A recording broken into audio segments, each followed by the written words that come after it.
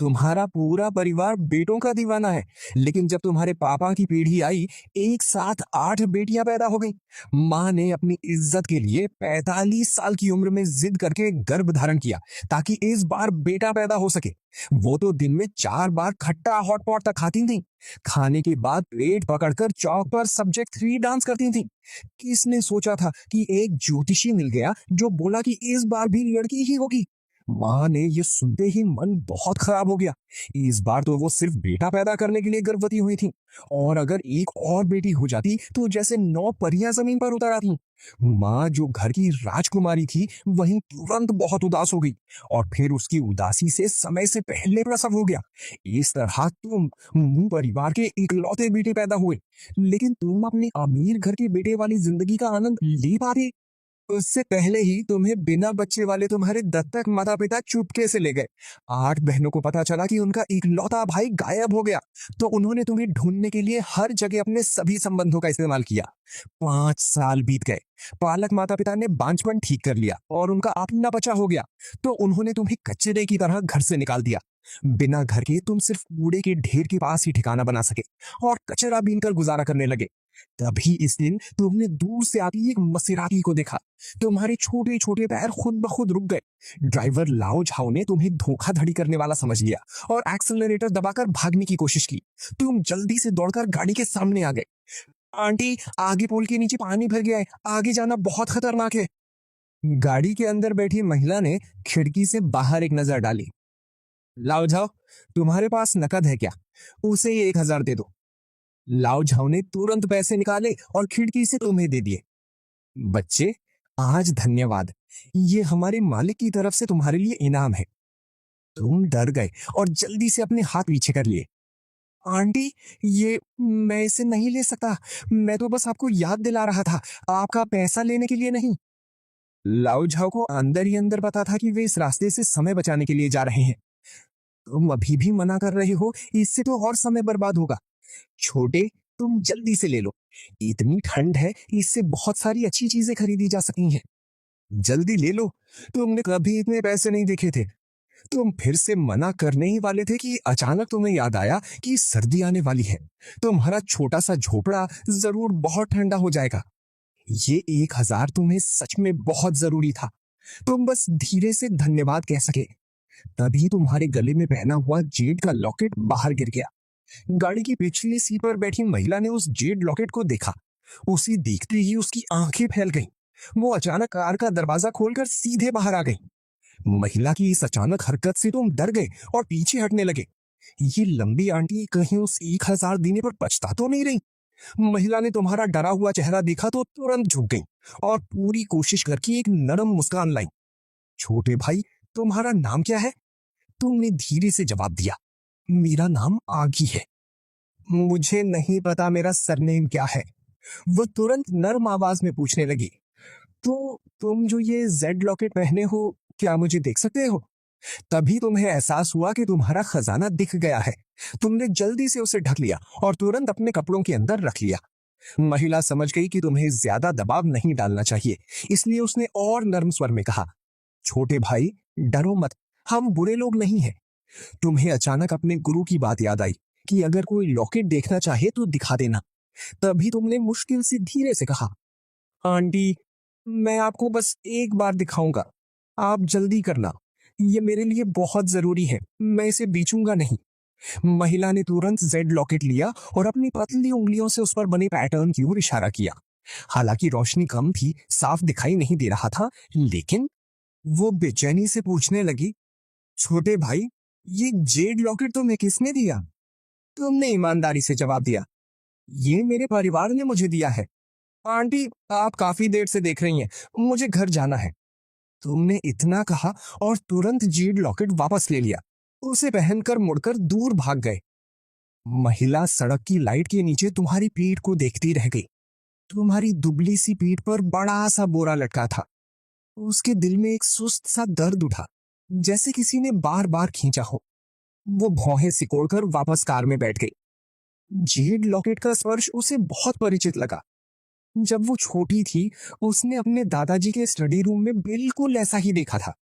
दादाजी ने कहा था कि ये उनके परिवार की विरासत है और उसके सिर पर हाथ रखकर हंसते हुए कहा था, यूलू, तुम लड़का नहीं हो, इसलिए ये जेड लॉकेट तुम्हें नहीं दे सकता।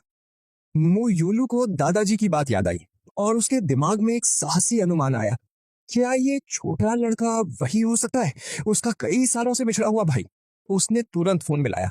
हेलो, मेरे लिए शहर के उत्तर हिस्से में रहने वाले एक छोटे लड़के की जांच करो। वो एक छोटे भिखारी जैसा दिखता, उम्र 6-7 साल। मुझे कल दोपहर तक परिणाम चाहिए। उसी समय कूड़े के मैदान में बने झोपड़े में तुम पालथी मारकर बैठे और गुरु द्वारा सिखाई गई साधना का अभ्यास पूरी रात करते रहे। सुबह की पहली किरण पड़ी, तुमने अंगड़ाई ली और आंखें खोली। तुम्हें थकान नहीं थी, बल्कि बहुत ताजगी महसूस हो रही थी। पूरा शरीर ऊर्जा से भरा था और दिमाग भी बिल्कुल साफ था। तुम नहीं जानते थे कि इस समय तुम पहले स्तर की साधना में प्रवेश कर चुके हो। आध्यात्मिक ऊर्जा तुम्हारे पूरे शरीर को बदल रही थी। जल्दी ही तुम्हें महसूस हुआ कि शरीर पर चिपचिपी चीज लगी हुई है, जो चिपचिपी और बदबूदार थी। तुमने सोचा कि जल्दी से नहाना चाहिए। तुमने बाल्टी उठाई और झोपड़े से बाहर निकल गए। पानी भरने के लिए जा रहे थे। थोड़ा ही आगे गए थे कि तुमने देखा कि कई गाड़ियां कूड़े के मैदान के पास आकर रुक गईं। एक झुंड लोग गाड़ियों से उतरकर सीधे तुम्हारी ओर आने लगे। तुम वहीं पर रुक गई। तुम्हारे मन में तुरंत आया कि क्या ये लोग तुम्हें अनाथालय भेजने आए हैं? ये तो नहीं हो सका। मेरा परिवार अभी तक मुझे ढूंढ नहीं पाया है। तुम डर के मारे बाल्टी फेंककर भागने लगे। ये लोग पूरी रात जाकर कूड़े के मैदान में तुम्हें ढूंढ पाई थी। वे तुम्हें कैसी भागने देती, वरना वे मुंह साहब को जवाब नहीं दे पाती। वे पीछे से चिल्लाती हुई दौड़ रही थी, छोटे मत भागो, हम बुरे लोग नहीं हैं। हमने सुना है कि तुम्हारे पास जेड लॉकेट है, हम बस उसे देखना चाहते हैं, तुम डरो मत। तुमने पीछे मुड़कर देखा कि एक अंकल हांफते हुए दौड़ रहे थे और तुम्हारी तरफ विनती भरी नजरों से देख रहे थे। तुम्हें अंदर से बहुत बेबसी महसूस हुई। कल रात ही तुमने उस आंटी को जेड लॉकेट दिखाया था, आज फिर एक और समूह आ गया उसे देखने के लिए। कोई रास्ता नहीं था, तुम्हें अपने गले से जेड लॉकेट निकालना पड़ा और उस बुजुर्ग अंकल को दे दिया। ये बुजुर्ग अंकल मुंह परिवार के बुजुर्ग मालिक के करीबी थे। मालिक के गुजर जाने के बाद उन्हें शहर के उत्तर हिस्से में आराम से रहने के लिए रखा गया था। कल रात उन्हें जबरदस्ती बिस्तर से उठाकर बुलाया गया था, सिर्फ इस जेड लॉकेट की पहचान करने के लिए। उन्होंने तुम्हारे हाथ से जेड लॉकेट लिया, कांपते हाथों से अपना चश्मा पहना और फिर एक मैग्नीफाइंग ग्लास निकालकर ध्यान से देखने लगे। उस प्राचीन पैटर्न को बारीकी से देखते रहे, खासकर अंदर की तरफ खुदा हुआ मू शब्द। ये निश्चित रूप से मू परिवार की विरासत का जेड लॉकेट था। चीन दाफू की आंखों से तुरंत आंसू बहने लगे। उन्हें याद आया कि पुराने मालिक ने कहा था कि ये लॉकेट सिर्फ पोते को दिया जाएगा। बड़ी मुश्किल से छोटे मालिक का जन्म हुआ था, लेकिन उससे मिलने का मौका भी नहीं मिला और उसे चुरा लिया गया।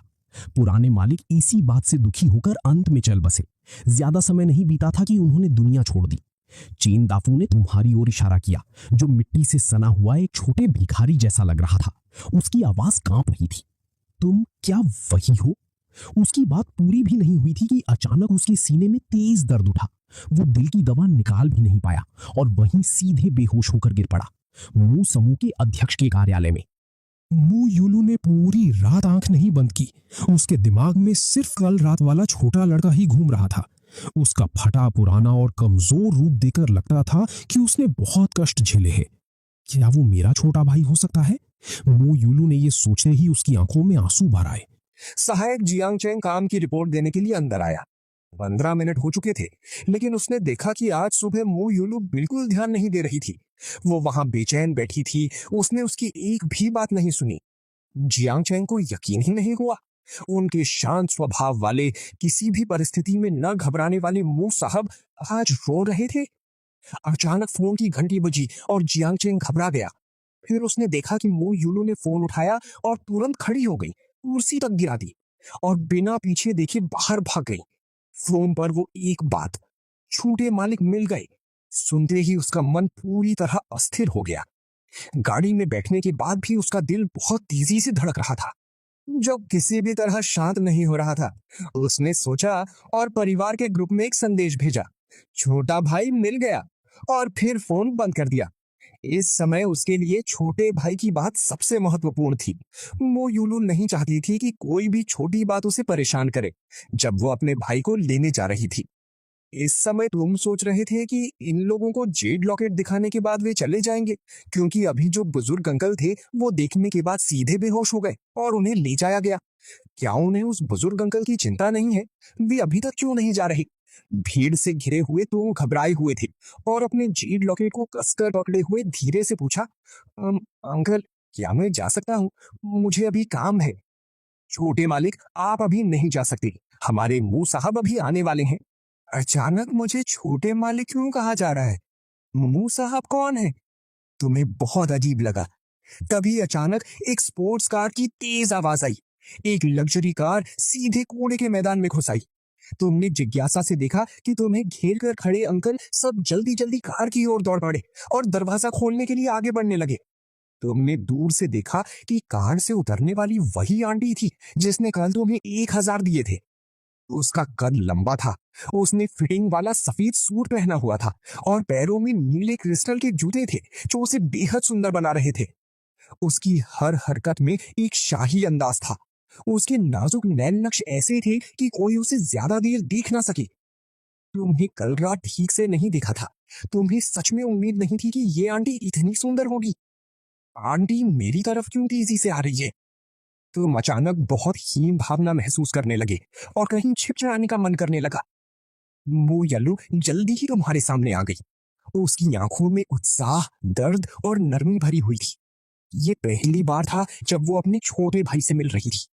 कल रात का एहसास आज जितना सच्चा नहीं था। आज उसका छोटा भाई कल से भी ज्यादा गंदा लग रहा था, जैसे चमकती आंखों वाला एक छोटा सा गंदा बच्चा।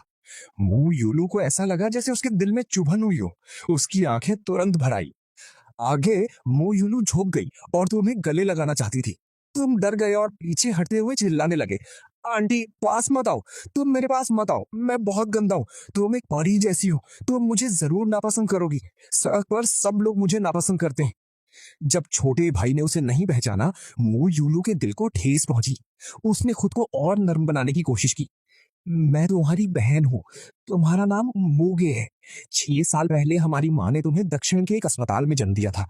उस समय स्थिति विशेष थी। तुम्हें किसी ने चुरा लिया था। जब हम वहां पहुंचे तब तक बहुत देर हो चुकी थी। तुम्हारे उस जेड लॉकेट पर मू लिखा है। वो तुम्हें दादाजी ने दिया था क्योंकि तुम मू परिवार के पोते हो। ये मू परिवार की विरासत है जो सिर्फ पोते को दी जाती है।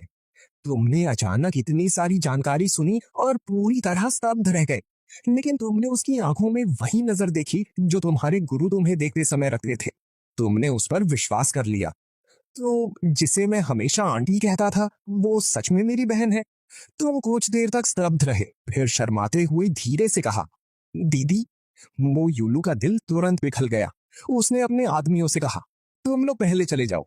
वो डरती थी कि ये लोग घूरते रहेंगे तो छोटे भाई को डरा देंगे। आगे, अब दीदी के साथ घर चलो। आगे।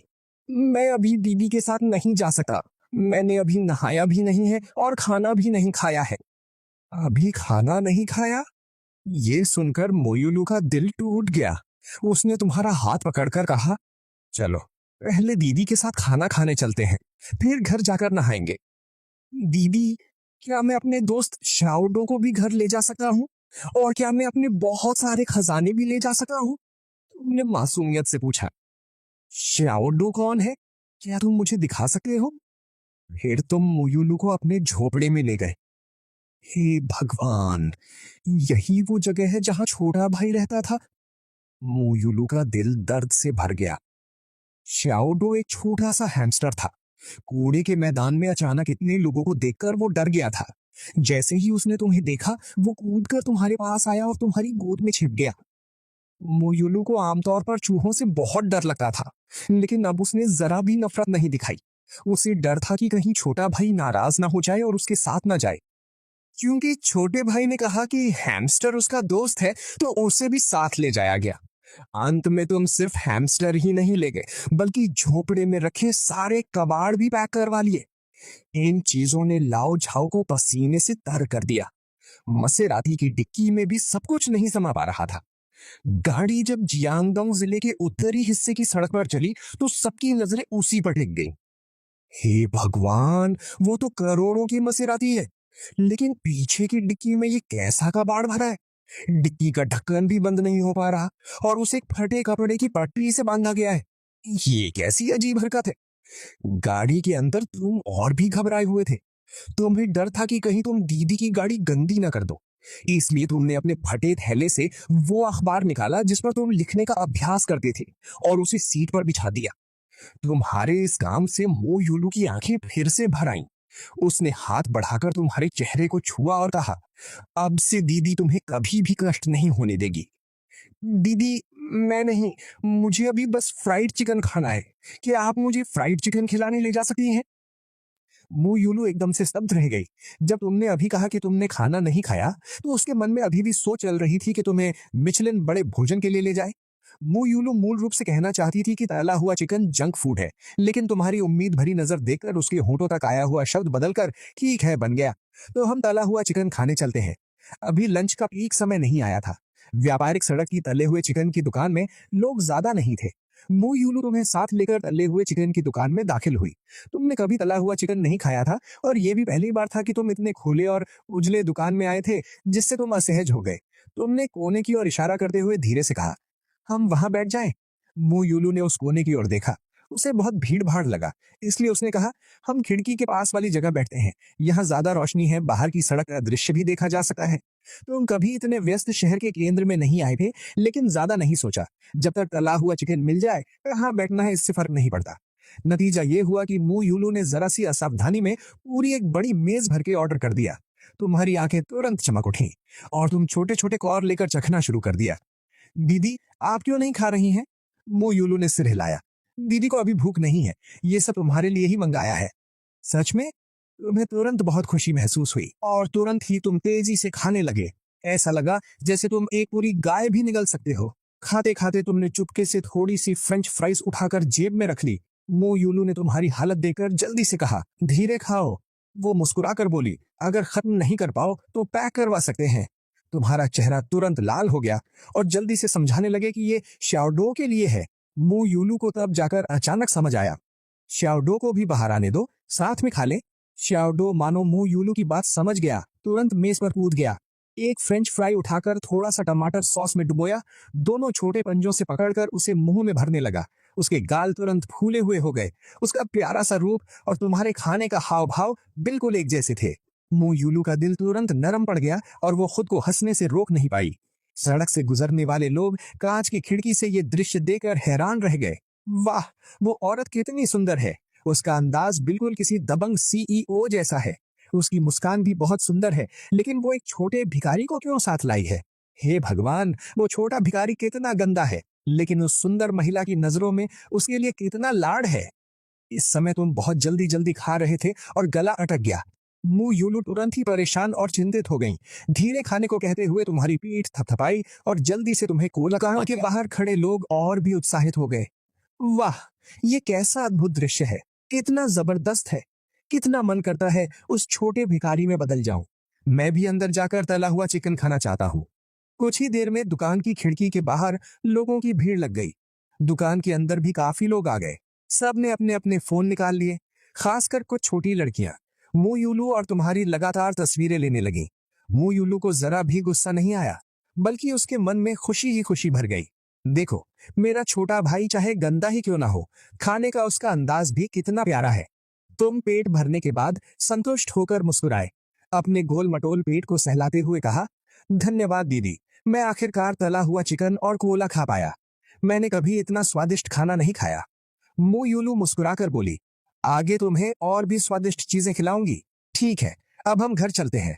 इस तले हुए चिकन ने तुम्हें मु यूलू की तुम्हारे प्रति चिंता महसूस कराई। एक पल में तुम दोनों के बीच की दूरी कम हो गई। तुम खुद को रोक नहीं पाए और मु यूलू के मुंह से निकले उस घर के लिए उम्मीदों से भर गए। गाड़ी शहर के इलाके से गुजरी। खिड़की के बाहर का नजारा और भी सुंदर होता गया। तुम जिज्ञासा से खिड़की पर झुककर देखने लगे। तुमने कभी इतना सुंदर स्थान नहीं देखा था। गाड़ी पहाड़ के बीच में जाकर रुकी। तुमने एक ऐसे घर को देखा जो किले से भी ज्यादा सुंदर था। जबकि सर्दी का मौसम था, घर के आसपास की जमीन फिर भी हरी भरी थी और फूलों से भरी हुई थी। दूर के जंगल की पृष्ठभूमि में वो और भी सुंदर लग रहा था। तुम्हारी आंखें उस पर टिक गईं। दीदी, क्या आप आगे को यहाँ नजारा दिखाने लाई हैं? क्या हम घर नहीं जा रहे थे? मुयुलू ने कार का दरवाजा खोला और मुस्कुराकर तुम्हें नीचे उतारा। यही हमारा घर है, आगे घर में स्वागत है। तुम पूरी तरह से हैरान रह गए। तुम्हारा मुंह खोला का खोला रह गया, लंबे समय तक बंद नहीं हुआ। तुम इतने चकित थे कि कुछ बोल ही नहीं पाए। उसी समय एक समूह तेजी से बाहर आया, पंक्ति में खड़े होकर एक साथ जोर से बोले, 7वीं मिस और छोटे मालिक का घर में स्वागत है। उन्हें पहले ही सूचना मिल गई थी कि छोटे मालिक मिल गए हैं। तुमने देखा कि वे लोग पहले से ही यहाँ इंतजार कर रहे थे। हालांकि तुम्हारे मन में बहुत जिज्ञासा थी, लेकिन चेहरे पर अब भी पेशेवर और गर्मजोशी भरी मुस्कान थी। मुयुलू ने तय किया कि पहले तुम्हें नहाने धोने के लिए भेजा जाए।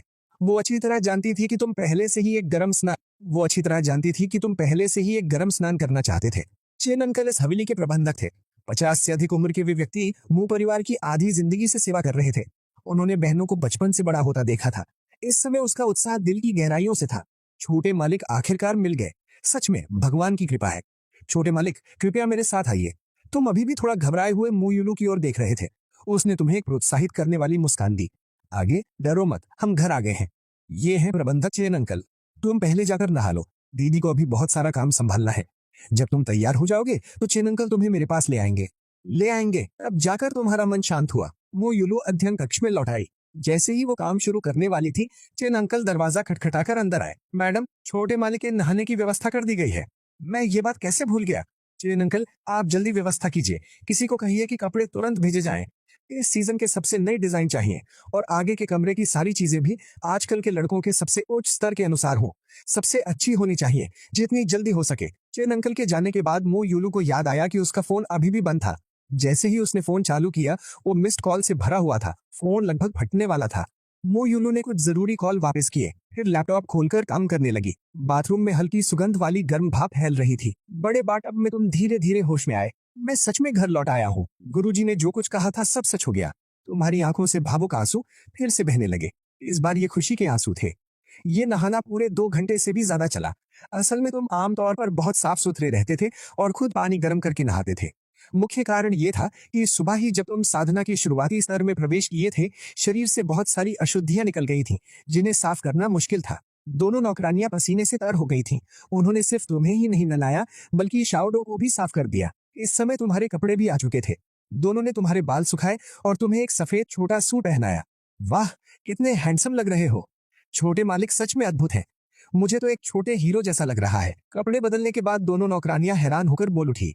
तुमने आईने में खुद को देखा और खुद भी चकित रह गए। तो मैं भी इतना अच्छा दिख सकता। आरंभिक साधना अवस्था में तुम पहले जैसे नहीं लग रहे थे। तुम्हारे बाल इतने पीले और रूखे नहीं थे। तुम्हारा शरीर गोरा हो गया था और उसमें थोड़ा मांस भी आ गया था। तुम्हारी आंखें और भी ज्यादा चमकदार हो गई थी।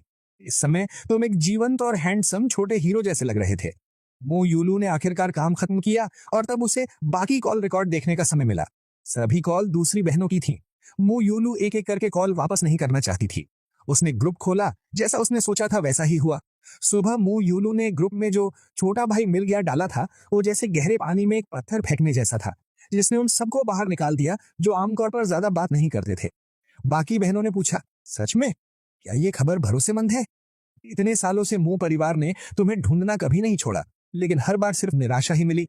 और मू परिवार की बहनें भी वास्तव में बहुत व्यस्त थीं। ये खबर देखते ही सबने मुयुलू को कॉल किया, लेकिन बाद में मुयुलू ने फोन बंद कर दिया। चौथी बहन मू योचियन और 5वीं बहन मू योआन खास तौर पर बहुत शोर मचा रही थी।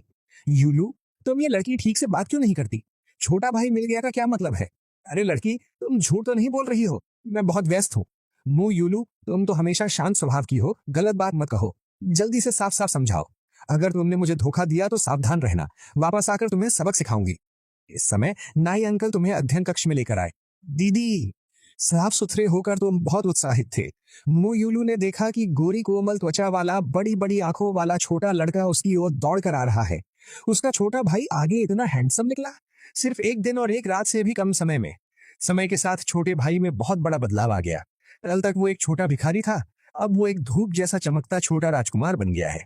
वो सच में उसका अपना छोटा भाई है। छोटा भाई बिल्कुल पिता जैसा दिखता है। मुयुलू ने तुम्हें अपनी गोद में उठाया और खुद को रोक नहीं पाई। उसने फोन निकाला और तुम्हारी लगातार कई तस्वीरें ली, फिर उनमें से सबसे अच्छी फोटो चुनकर ग्रुप में भेज दी। तुम दोनों इतनी बुरी तरह मत डांटो। अब जब मैंने ये फोटो भेज दी है तो आप लोग क्या कहेंगे? मेरा छोटा भाई हैंडसम है ना? वाह, सच में छोटा भाई है, पिता जैसा दिखता है, बहुत मिलता जुलता है। थोड़ी ही देर में ग्रुप में चौथी और पांचवी बहन जैसा उसने सोचा था, फिर से भड़क उठी। वाह, सच में छोटा भाई है, पिता जैसा दिखता है, पिता जैसा दिखता है। हमारे मुंह परिवार के जीन वाकई अच्छे हैं। सच में हमारे मुंह परिवार का बेटा है। तुम जरा ध्यान से बोलो, ये तुम्हारा छोटा भाई है। क्या मतलब तुम्हारा छोटा भाई? वो हम सबका छोटा भाई है, ठीक है? छोटा भाई मिल गया, ये बहुत अच्छी बात है। लेकिन अफसोस, माँ पापा अभी भी दक्षिण में है, उन्हें अभी तक इस खबर का पता नहीं है। तो तुमने चैट रिकॉर्ड देखकर हैरानी से पूछा, माँ पापा दक्षिण में क्यों हैं? तो मेरे और भी इतनी सारी बहनें हैं, मैं तो सोच रहा था कि सिर्फ आप ही एक हैं। मो यूनो ने जल्दी से ग्रुप बंद कर दिया। वो अपनी चौथी और पांचवी बहन के स्वभाव को जानती थी। वे जल्द ही वापस आकर उससे छोटे भाई के लिए झगड़ेंगी। अभी वो सिर्फ तुम्हारे साथ अकेले समय बिताकर रिश्ता मजबूत करना चाहती थी, इसलिए उसने तुम्हें धैर्य से मुंह परिवार के बारे में बताना शुरू किया। अध्ययन कक्ष में दोनों भाई बहन खुशी खुशी बातें कर रहे थे। उन्हें ये पता नहीं था कि बाहर पहले ही हंगामा मच गया था। दूसरी ओर शाओडो नहाने के बाद बाथरूम में ज्यादा देर तक रहना पसंद नहीं करता था। वो चुपके से बाहर निकल गया। इतनी बड़ी हवेली में भी आध्यात्मिक ऊर्जा थी। शाओडो अचानक बहुत उत्साहित हो गया और लॉन पर फूलों के बीच खुशी से इधर उधर दौड़ने लगा। अचानक उसने फूलों के बीच शाओडो को देखा। अरे माँ, यहाँ चूहा कैसे हो सकता है? आफांग जानती थी कि सातवीं मिस को चूहे सबसे ज्यादा नापसंद है। बगीचे में चूहा दिख गया तो उसकी नौकरी खतरे में पड़ जाएगी। आफांग ने कैंची फेंक दी और फावड़ा उठाकर शाओडो पर मारने दौड़ी। शाओडो डर गया। वो तो बगीचे में खुशी खुशी खेल रहा था। ये इंसान इतना बेवजह क्यों है? बिना कुछ कहे ही उसे मारने आ गया। शाओडो डरकर तुरंत भाग गया। आफांग किसी भी हालत में चूहे को रहने नहीं देना चाहती थी, लेकिन शाओडो बहुत फुर्तीला था। एक इंसान के बस की बात नहीं थी उसे पकड़ना, इसलिए उसने बहुत से लोगों को बुला लिया। सबने कारण जानने के बाद चूहे को पकड़ने के अभियान में शामिल हो गए। तुम भागो, मैं पीछा करूं, ऐसे करते हुए शाओडो उनके सामने टेक नहीं पाया। चारों ओर से घेर कर पीछा करने के बाद आखिरकार शाओडो को पकड़ लिया गया और एक बड़े कांच के जार में बंद कर दिया गया। आफांग और बाकी लोग सोचने लगे कि शाओडो का क्या किया जाए। तभी तुम्हें नहलाने वाली नौकरानी ने यह देखा। इतने सारे लोगों को इकट्ठा देखकर उसे जिज्ञासा हुई। फिर उसने कांच के जार में देखा, इतना साफ था। तुम लोगों ने फिर से इसे इतना गंदा कैसे कर दिया? मैंने बड़ी मुश्किल से इस प्यारे हैमस्टर को नहलाया था। तुम लोगों की हिम्मत तो देखो, छोटे माले के हैमस्टर को भी कांच के जार में बंद करके इतना सताते हो। तुम लोग मरना चाहते हो क्या? ये कहकर उसने तुरंत जार खोलकर शाओडो को बाहर निकाल दिया। शाओडो समझदार था। जार से निकलते ही वो कूदकर नौकरानी के हाथ पर चढ़ गया। वो प्यार से उसके सिर को सहलाने लगी। बेचारा, अब हम सुरक्षित हैं। हे भगवान, अब तो सब खत्म हो गया। ये तो गया काम से। सब लोग तुरंत सन्न रह गए। जितने भी लोग शाओडो को पकड़ने में शामिल थे, वे डर के मारे कांप उठे। आज छोटे मालिक का घर में पहला दिन है और सबने ऐसा कर दिया। छोटे मालिक के पालतू जानवर के साथ ऐसा व्यवहार करने पर सातवीं मिस क्या सोचेंगी? कहीं वो ये तो नहीं समझेंगी कि वो छोटे मालिक के वापस आने से खुश नहीं है, या ये कि नौकर मालिक पर हावी हो रहे हैं। बेहतर है जल्दी से खुद ही गलती मान ले। सातवीं मिस के गुस्से को कोई भी नहीं सह सका। बाहर बहुत शोर हो रहा था। मो यूलू तुम्हें लेकर नीचे आई। आभांग ने तुम्हें देखा और रोने जैसा चेहरा बनाकर गहराई से झुक गई। माफ कीजिए छोटे मालिक, मुझसे गलती हो गई। मुझे सबको लेकर आपके पालतू चूहे के साथ ऐसा व्यवहार नहीं करना चाहिए था। आफांग बोलना में अच्छी नहीं थी। काफी देर तक बोलती रही लेकिन ठीक से समझा नहीं पाई। आखिर में नौकरानी ने शाओडो तुम्हें दे दिया और पूरी बात समझा दी। अब तुमने ऊर्जा को अपने शरीर में समाहित करना शुरू कर दिया था। तुम साफ साफ महसूस कर सकते थे कि सबकी कोई बुरी मंशा नहीं थी, और अब तुम ये भी महसूस कर रहे थे कि इस हवेली में आध्यात्मिक ऊर्जा काफी अच्छी है। हालांकि ये गुरुजी के छोटे आंगन के ऊर्जा संग्रह वाले घेरे जितनी मजबूत नहीं थी। कोई आश्चर्य नहीं कि शाओडो इतना उत्साहित हो गया। तुम मुस्कुराते हुए बोले, कोई बात नहीं, मैं किसी को दोष नहीं देता। आज शाओडो मेरे साथ घर में पहला दिन है। सब लोग उसे नहीं जानते, ये बिल्कुल सामान्य है। और शाओडो चूहा नहीं है, वो मेरा अच्छा दोस्त है। वो एक प्यारा सा हैमस्टर है। शाओडो बहुत शरारती है, मुझे भी उसे डांटना होगा। आगे से सबको मिलजुल कर रहना है। वाह, छोटे मालिक की मुस्कान कितनी शानदार है, कितने सरल और मिलनसार है। दूसरे बड़े परिवारों के छोटे मालिक तो बहुत घमंडी होते हैं, नाक ऊंची करके लोगों को देखते हैं और हम जैसे साधारण लोगों को बिल्कुल नहीं समझते। वे सब सातवीं मिस की ओर देखने लगे। आज जब से छोटे मालिक लौटे हैं, मैडम का चेहरा भी नरम हो गया है, यहाँ तक कि उसमें मुस्कान भी है। सातवीं मिस ने उन्हें डांटा भी नहीं, उनकी नौकरी बच गई। ठीक है, अब से छोटे मालिक ही उनका सब कुछ है। वे पूरी तरह से छोटे मालिक के प्रति समर्पित रहेंगे और उन्हीं के आदेश का पालन करेंगे। समय बहुत जल्दी शाम तक आ पहुंचा। रात का खाना खत्म होने के बाद मू यूलू तुम्हें देखते हुए थोड़ा सिरदर्द महसूस कर रही थी। तुम इतने बड़े खुले और रोशन कमरे में रहने की जगह जिद करके सीढ़ियों के नीचे वाले उस स्टोर रूम को ही पसंद कर बैठे और जिद करने लगे कि अपनी झोपड़ी का सारा सामान वहीं ले जाओगे, ये कहते हुए कि सिर्फ अपने खजानों के साथ रहकर ही तुम सुकून पा सकते हो। मु यूलू तो बिल्कुल परेशान हो गई। आखिर मु परिवार का बड़ा बेटा स्टोर रूम में रहे ये बात बाहर गई तो क्या ठीक लगेगा? अगर ये बात कुछ बड़ी बहनों को पता चल गई तो उसकी खैर नहीं रहेगी। उसके बार बार समझाने पर तुमने मुश्किल से उसके साथ नया कमरा देखने के लिए हाँ कर दी। नया कमरा ठीक बहन के कमरे के सामने ही था। मु यूलू ने जैसे ही दरवाजा खोला तुम पूरी तरह हैरान रह गए। पूरा कमरा नरम और गर्म रंगों में सजा हुआ था। न सिर्फ उसमें ढेर सारे खूबसूरत तकिए रखे थे, बल्कि बहुत सारे खिलौने भी पड़े थे। अलमारी पर तो शानदार फिगर भी सजे हुए थे। तुम दिल से समझ गए कि ये सब बहन ने ही नौकर से खास तौर पर तैयार करवाया है। इतने कम समय में कमरे को इतना अच्छा सजाना, बहन मेरे लिए इतनी अच्छी है, मैं उसकी भावना को बिल्कुल भी ठुकरा नहीं सकता। इसलिए तुमने कहा, दीदी मुझे ये जगह बहुत पसंद है। सच में मेरे लिए नया कमरा तैयार करने के लिए आपका बहुत धन्यवाद। मुयुलू ने यह सुनकर आखिर राहत की सांस ली। उसे पता था कि तुम अभी अपनी नई पहचान के साथ पूरी तरह ढल नहीं पाए हो। ये बात जल्दी नहीं हो सकी, धीरे धीरे ही आदत डालनी पड़ेगी। तुमने और दीदी ने एक दूसरे को शुभ रात्रि कहा और फिर लाइट बंद करके बिस्तर पर चले गए। ये बिस्तर तो हद से ज्यादा नरम था। तुम खुद को रोक नहीं पाए और उस पर कई बार लोटपोट हो गए। जैसे ही दीदी चली गईं, तुम तुरंत पालथी मारकर बैठ गए। तुम्हें अचानक याद आया कि गुरु जाने से पहले शायद तुम्हारे दिमाग में कुछ छोड़ गए थे। तुमने तुरंत ध्यान केंद्रित किया और अपना मन अपनी चेतना की गहराई में डुबो दिया। गुरु ने कहा था कि जब तुम साधना करके उस स्तर तक पहुंच जाओगे तो एक अलग जगह खोल पाओगे और उसमें चीजें रख पाओगे। सच में इस चेतना के स्थान में एक प्राचीन अंगूठी चुपचाप तैर रही थी। तुम्हारे मन में एक ख्याल आया और तुम पास चले गए। अंगूठी के अंदर तुरंत गुरु की आवाज गूंज उठी, शिष्य मुझे एक जरूरी काम से पहले ही जाना होगा। इस अंगूठी के अंदर तुम्हारे लिए मेरे छोड़े हुए खजाने हैं। उन 6 प्रकाश गोलों को तुम्हारी शक्ति पर्याप्त होने पर ही खोल पाओगे। याद रखना, उससे पहले कभी भी अपनी क्षमता उजागर मत करना। तुमने जिज्ञासा से हाथ बढ़ाकर उनमें से एक प्रकाश गोले को छुआ, लेकिन वह बिल्कुल भी नहीं हिला। लगता है सच में तुम्हारी वर्तमान शक्ति बहुत कमजोर है। जैसे ही ये विचार आया, वो अंगूठी अपने आप तुम्हारी अनामिका उंगली में पहन गई। तुमने अंदर झांक कर देखा, अरे वाह, अंदर के खजाने तो दर्जनों छोटे पहाड़ों की तरह ढेर लगे हुए थे। तुमने एक एक करके देखा और पाया कि अभी तुम केवल 3 ग्रंथ ही सीख सकते हो। हुंडुन लॉन्ग टियन सॉन्ग, वांग का गुप्त ग्रंथ, तियान शांग शेंचे और हुंडुन लॉन्ग। इन्हें सीख लेने पर कोई भी चिकित्सा, निर्माण, संगीत, शतरंज, लेखन और चित्रकला कुछ भी तुम्हारे लिए असंभव नहीं रहेगा। भविष्य तो बिल्कुल उज्जवल दिख रहा था।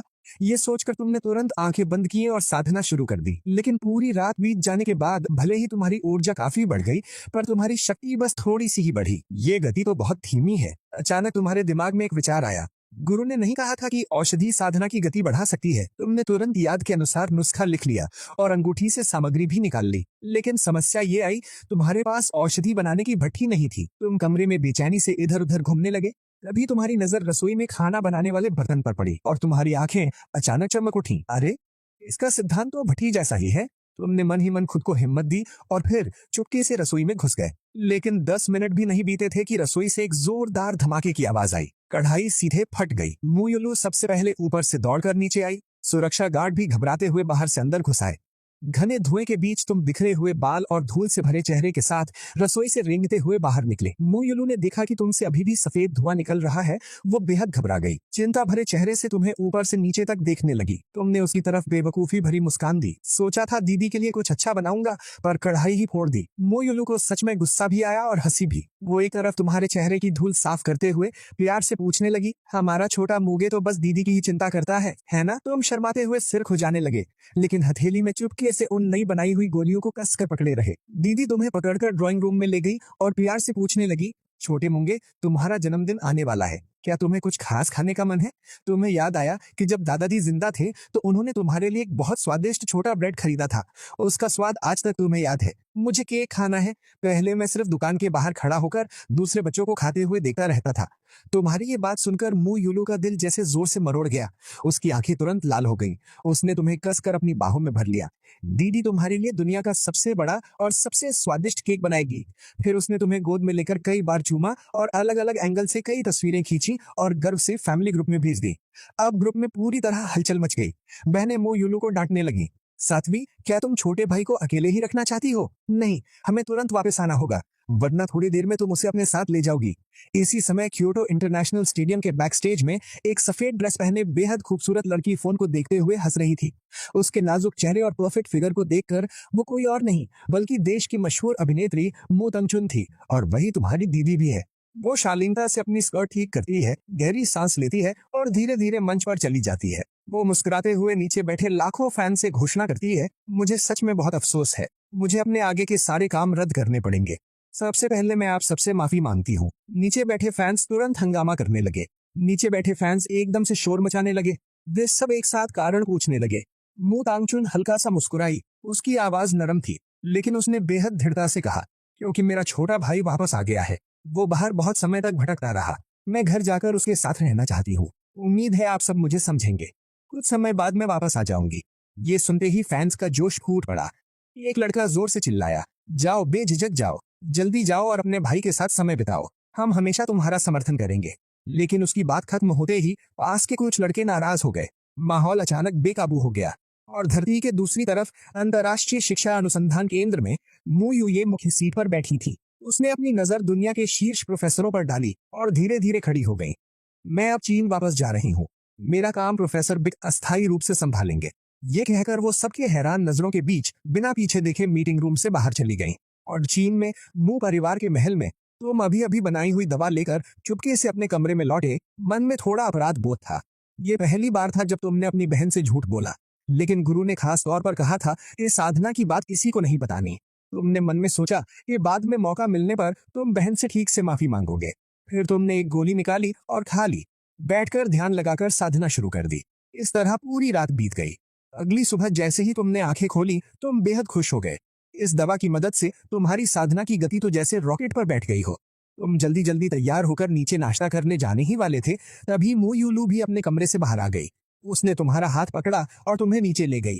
छोटे मूगे, थोड़ी देर बाद नाश्ता करके दीदी के साथ कंपनी चलोगे, ठीक है? तुमने चुपचाप सिर हिला दिया। नाश्ता खत्म करने के बाद तुम दीदी के साथ कार में बैठ गए। कंपनी पहुंचते ही मो यूलू तुरंत काम में लग गई। उसने तुम्हें अपनी असिस्टेंट श्याओ मंग के हवाले कर दिया और खास तौर पर कहा कि आज छोटे मो के लिए एक मोबाइल फोन खरीदना मत भूलना। असिस्टेंट ने सिर हिलाया और तुम्हें घूमने निकल गई।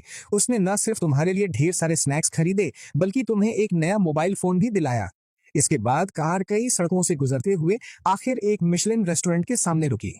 तुम जैसे ही अंदर गए, तुरंत एक उत्साही वेटर तुम्हारी सेवा के लिए आ गया। श्याओ मंग ने सीधे कहा, मुझे तीसरी मंजिल पर एक प्राइवेट रूम चाहिए। लेकिन वेटर थोड़ा असहज दिखा।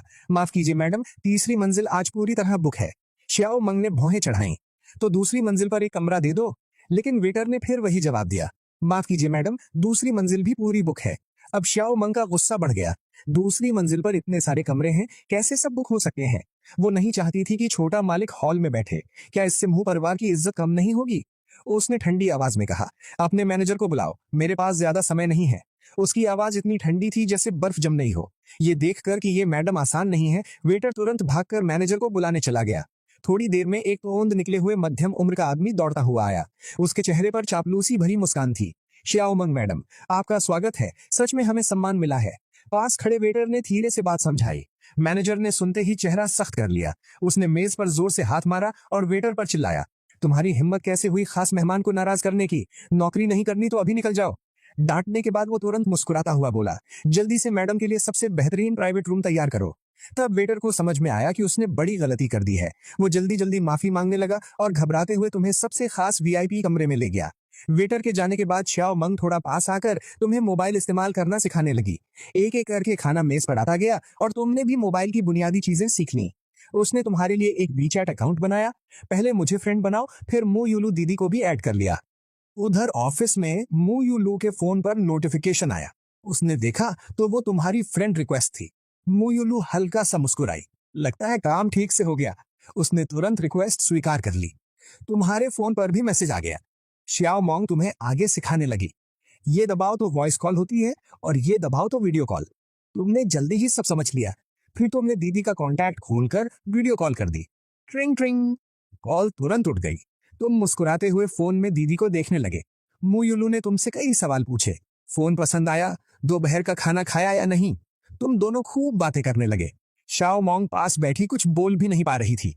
तभी अचानक कमरे का दरवाजा खुला और कुछ लोग अंदर आ गए। अरे, यहाँ कोई है? शोकुन ने तुम्हारी तरफ देखते हुए कहा, सुनो, मैंने तीसरी मंजिल बुक कर रखी है। तुम आज्ञाकारी तरीके से दौड़कर उसके सामने गए। अंकल, मेरी दीदी को आपसे कुछ कहना है। उसने सहज ही फोन लेकर देखा।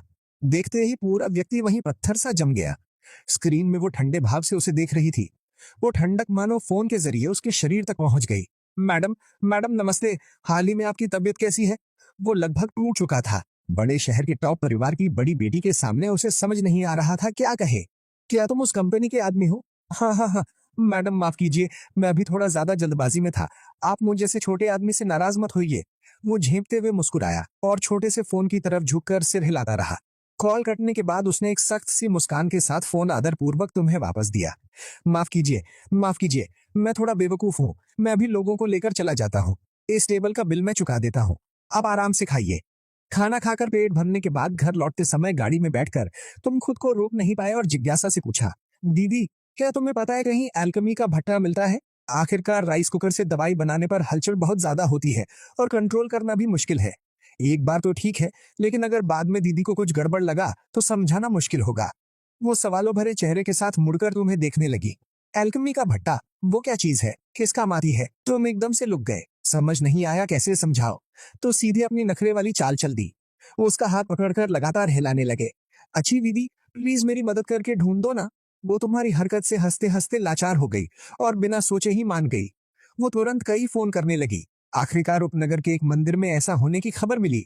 बिना कुछ सोचे उसने गाड़ी मोड़ने को कहा। रास्ते में वो तुम्हारी बात उसकी दीदी को बताना भी नहीं भूली। गाड़ी डगमगाते हुए 1.5 घंटे तक चली, तब जाकर तुम लोग उस मंदिर पहुंचे। तुम जल्दी से गाड़ी से उतरे और मुख्य हॉल की तरफ दौड़े। एक नजर में ही कोने में रखा एक चलता हुआ लैंडन लू देख लिया। वो 1 मीटर से भी ऊंचा था, जिस पर समय के निशान साफ दिख रहे थे। हॉल के अंदर एक चालाक दिखने वाला बूढ़ा ताओवादी बैठा था। देखने से ही साफ था कि वही इस जगह का मालिक है। उसने तुम्हें लैंडन लू को घूरते हुए देखा। बिना रुके बोला, छोटे दोस्त, क्या तुम्हें हमारा ये लैंडन लू पसंद आ गया है? तुमने उसे बिल्कुल नजरअंदाज किया और मुड़कर दीदी की तरफ देखने लगे। बड़ी बड़ी आंखें झपकाते हुए मासूम सा चेहरा बना लिया। दीदी तुम्हारी इस चौल के सामने टिक नहीं पाई, तुरंत पिघल गई और जाकर बूढ़े ताओवादी से कीमत की बात करने लगी।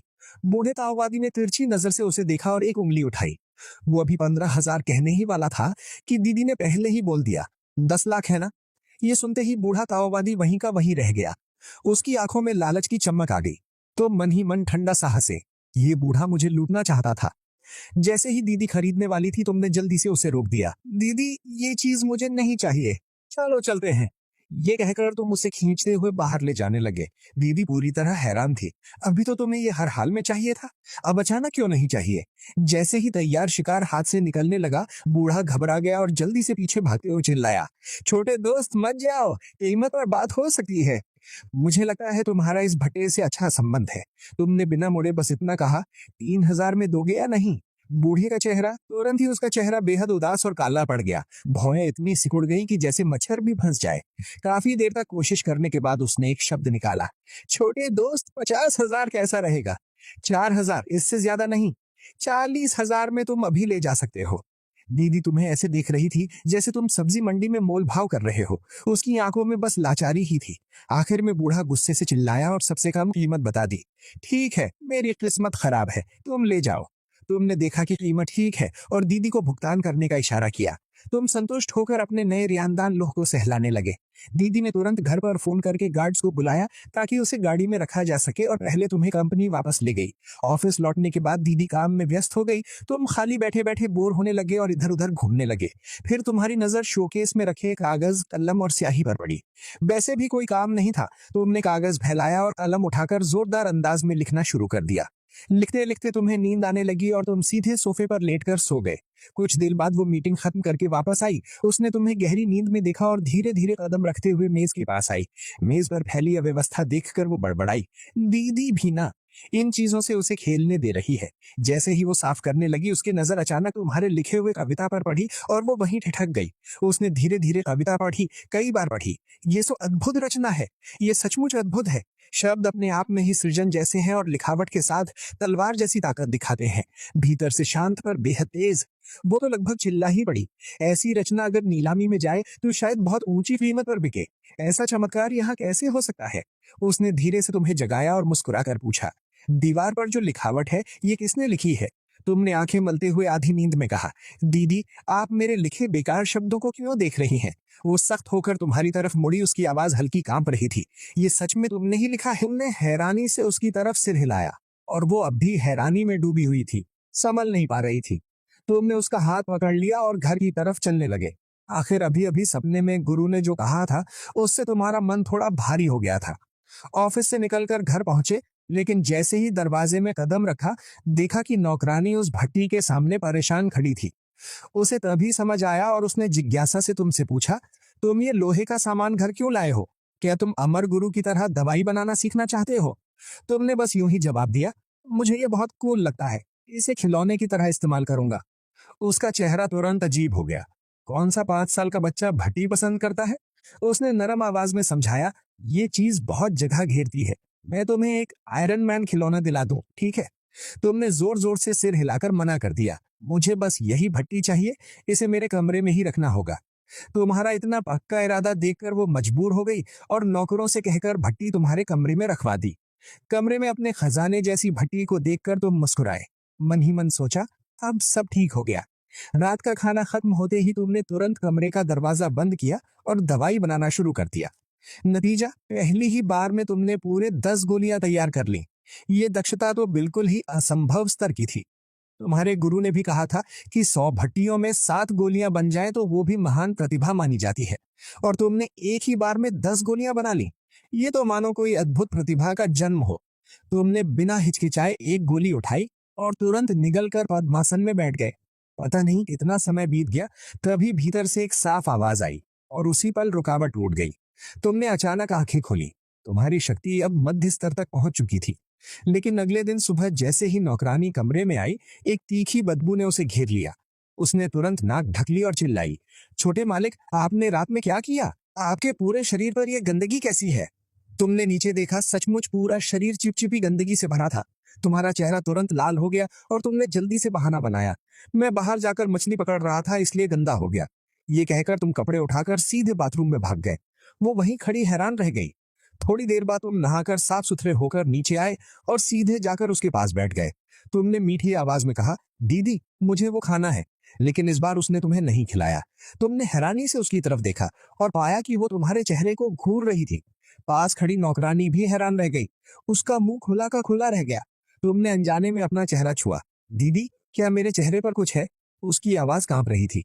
हे भगवान, तुम अचानक इतने बदल कैसे गए? ये कहकर उसने तुम्हें उठाकर जोर से चूमना शुरू कर दिया। इतना चूमा कि तुम्हारा छोटा सा दिमाग सुन्न हो गया। तुम्हें प्रतिक्रिया करने का मौका ही नहीं मिला। तुम्हें पता भी नहीं था कि मध्य स्तर पर पहुंचने के बाद सिर्फ तुम्हारा स्वभाव ही नहीं, बल्कि तुम्हारी त्वचा भी इतनी मुलायम हो गई थी और तुम्हारे शरीर से हल्की सी मीठी खुशबू भी आने लगी थी। ऐसी खुशबू को कौन रोक सकता है? वो तो तुम्हें अपने सीने में छिपा लेने का मन करने लगी।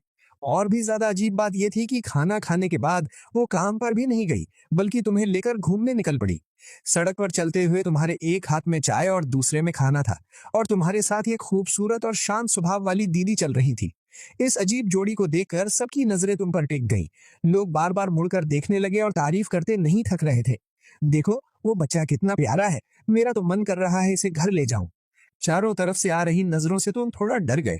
तुम्हें ये बड़े लोग अजीब लगने लगे। तुमने जल्दी से दीदी का कपड़ा खींचा। हम कहाँ जा रहे हैं? वो मुस्कुराई और प्यार से बोली, तुम्हें झूले पर बिठाने ले चलूं? तुमने तुरंत सिर हिलाकर मना कर दिया। वो तो छोटे बच्चों के लिए होता है, मैं तो 5 साल का हूँ, मैं काफी समझदार हूँ। वो एक पल के लिए चौंक गई। उसे लगा जैसे उसकी समझ ही काम नहीं कर रही। उसे अपना प्लान बदलना पड़ा, क्योंकि तुम्हारे साथ अकेले समय बिताना उसके लिए खास था। तभी जैसे ही तुम एक दुकान के पास से गुजरे, पीछे से एक आदमी की आवाज आई, सुंदर लड़की, क्या हम एक दूसरे को जान सकते हैं?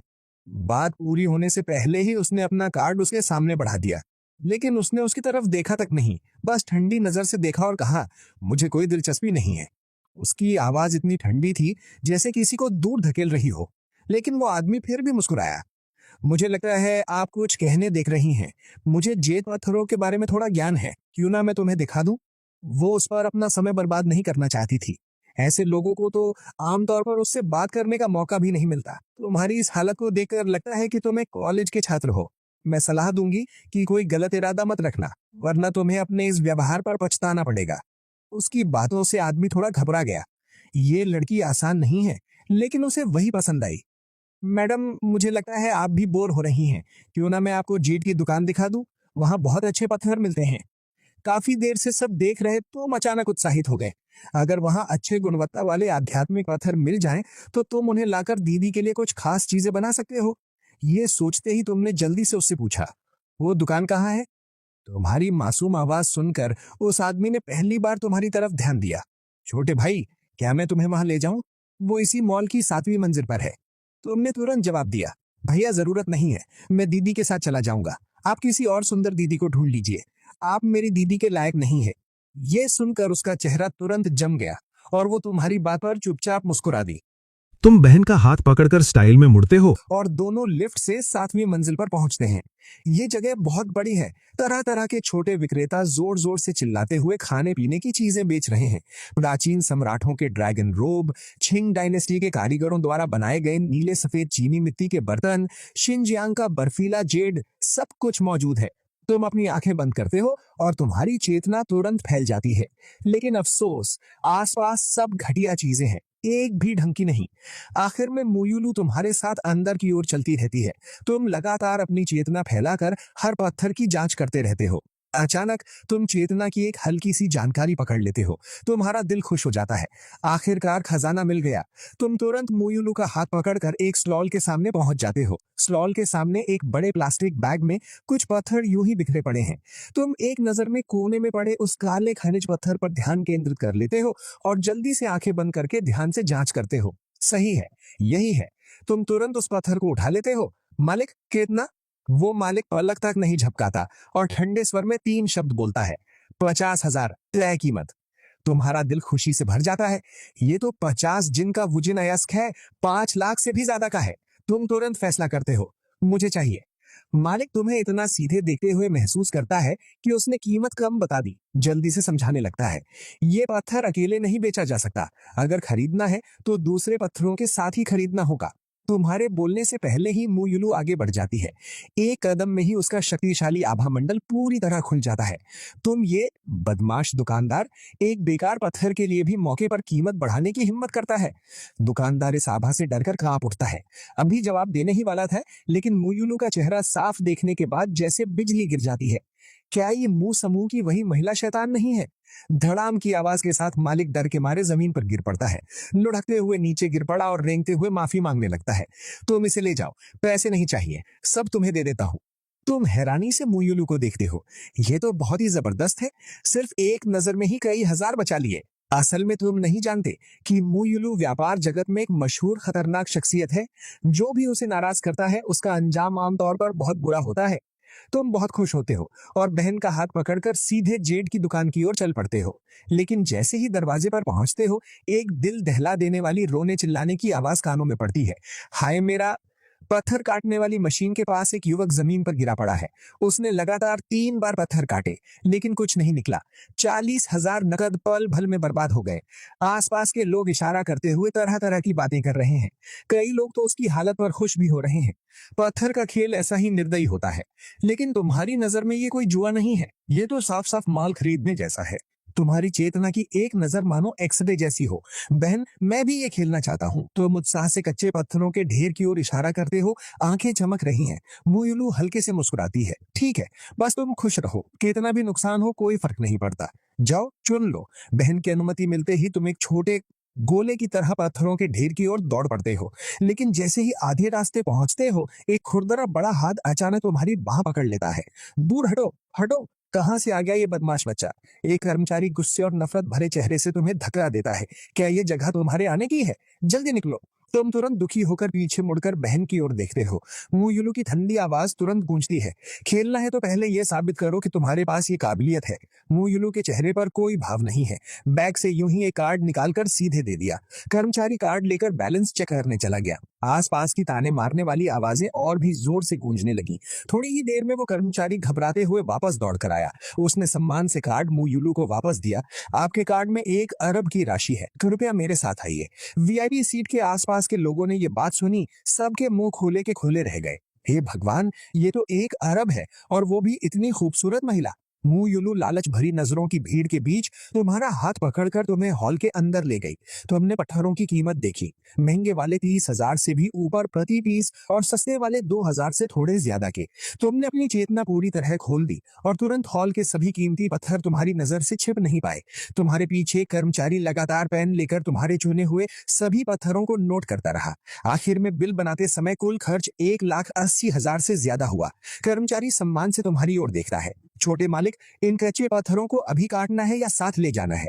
तुम्हारे होंठ हल्के से ऊपर उठते हैं और तुम शांत स्वर में एक शब्द कहते हो, काटो। एक कच्चा पत्थर काटने की मशीन पर रखा गया। जैसे ही आधा कटा, भीड़ में तेज चीख गूंज उठी। हरा निकल आया। पूरा हॉल तुरंत उबल पड़ा। ये साधारण किस्म का था, लेकिन आकार बड़ा था। कीमत लगभग 14,000। तुम सिर हिलाते हो, बेच देने पर भी कोई अफसोस नहीं। इसके बाद पहला पत्थर एक बिल्कुल साधारण सा छोटा पत्थर। यहाँ तक कि काटने वाला कारीगर भी सिर हिलाने लगा। लेकिन जैसे ही काटा गया, लगातार 2 पत्थरों में बड़ा फायदा हुआ। जांच के बाद पता चला कि ये उच्च गुणवत्ता वाला काला जेड है। कीमत सीधे 30,000 तक पहुंच गई। अनुभवी कारीगर ने सीधे तुम्हें अंगूठा दिखाया और बार बार कहा कि तुम्हारी किस्मत बहुत ही जबरदस्त है। यहाँ तक कि हमेशा शांत रहने वाली मुंह युलू भी इस समय हैरानी से अपना मुंह ढक लेती है। उसे बिल्कुल उम्मीद नहीं थी कि तुम्हारी किस्मत इतनी जबरदस्त है। फिर से हरा निकल आया। भीड़ की आंखें तो जैसे बाहर निकलने वाली। फिर तीसरा पत्थर आया। सबको पता था कि असली मजा अब आने वाला है। ये एक विशाल कच्चा पत्थर था। सबकी नजरों के बीच मशीन गरजने लगी। कड़क की आवाज के साथ पत्थर 2 हिस्सों में टूट गया। पूरा हॉल अचानक शांत हो गया।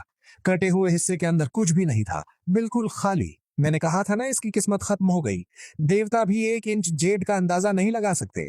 चारों तरफ अफसोस की आवाजें उठने लगी, लेकिन तुम शांत भाव से आगे बढ़ते हो। माहिर कारीगर उस खाली पत्थर के अंदर को घूर रहा था। इस जेड की जगह बहुत चालाकी से छिपी हुई है। ठीक उसी जगह से बच गई। तुम अपनी उंगली से पत्थर के दाहिने हिस्से पर हल्का सा निशान बनाते हो। दादाजी, जल्दी मत करो, यहीं से फिर से काटो। कारीगर को थोड़ा शक हुआ, लेकिन फिर भी उसने मशीन दोबारा चालू कर दी। जैसे जैसे ब्लेड घूमने लगा, पत्थर की परतें उभरने लगी।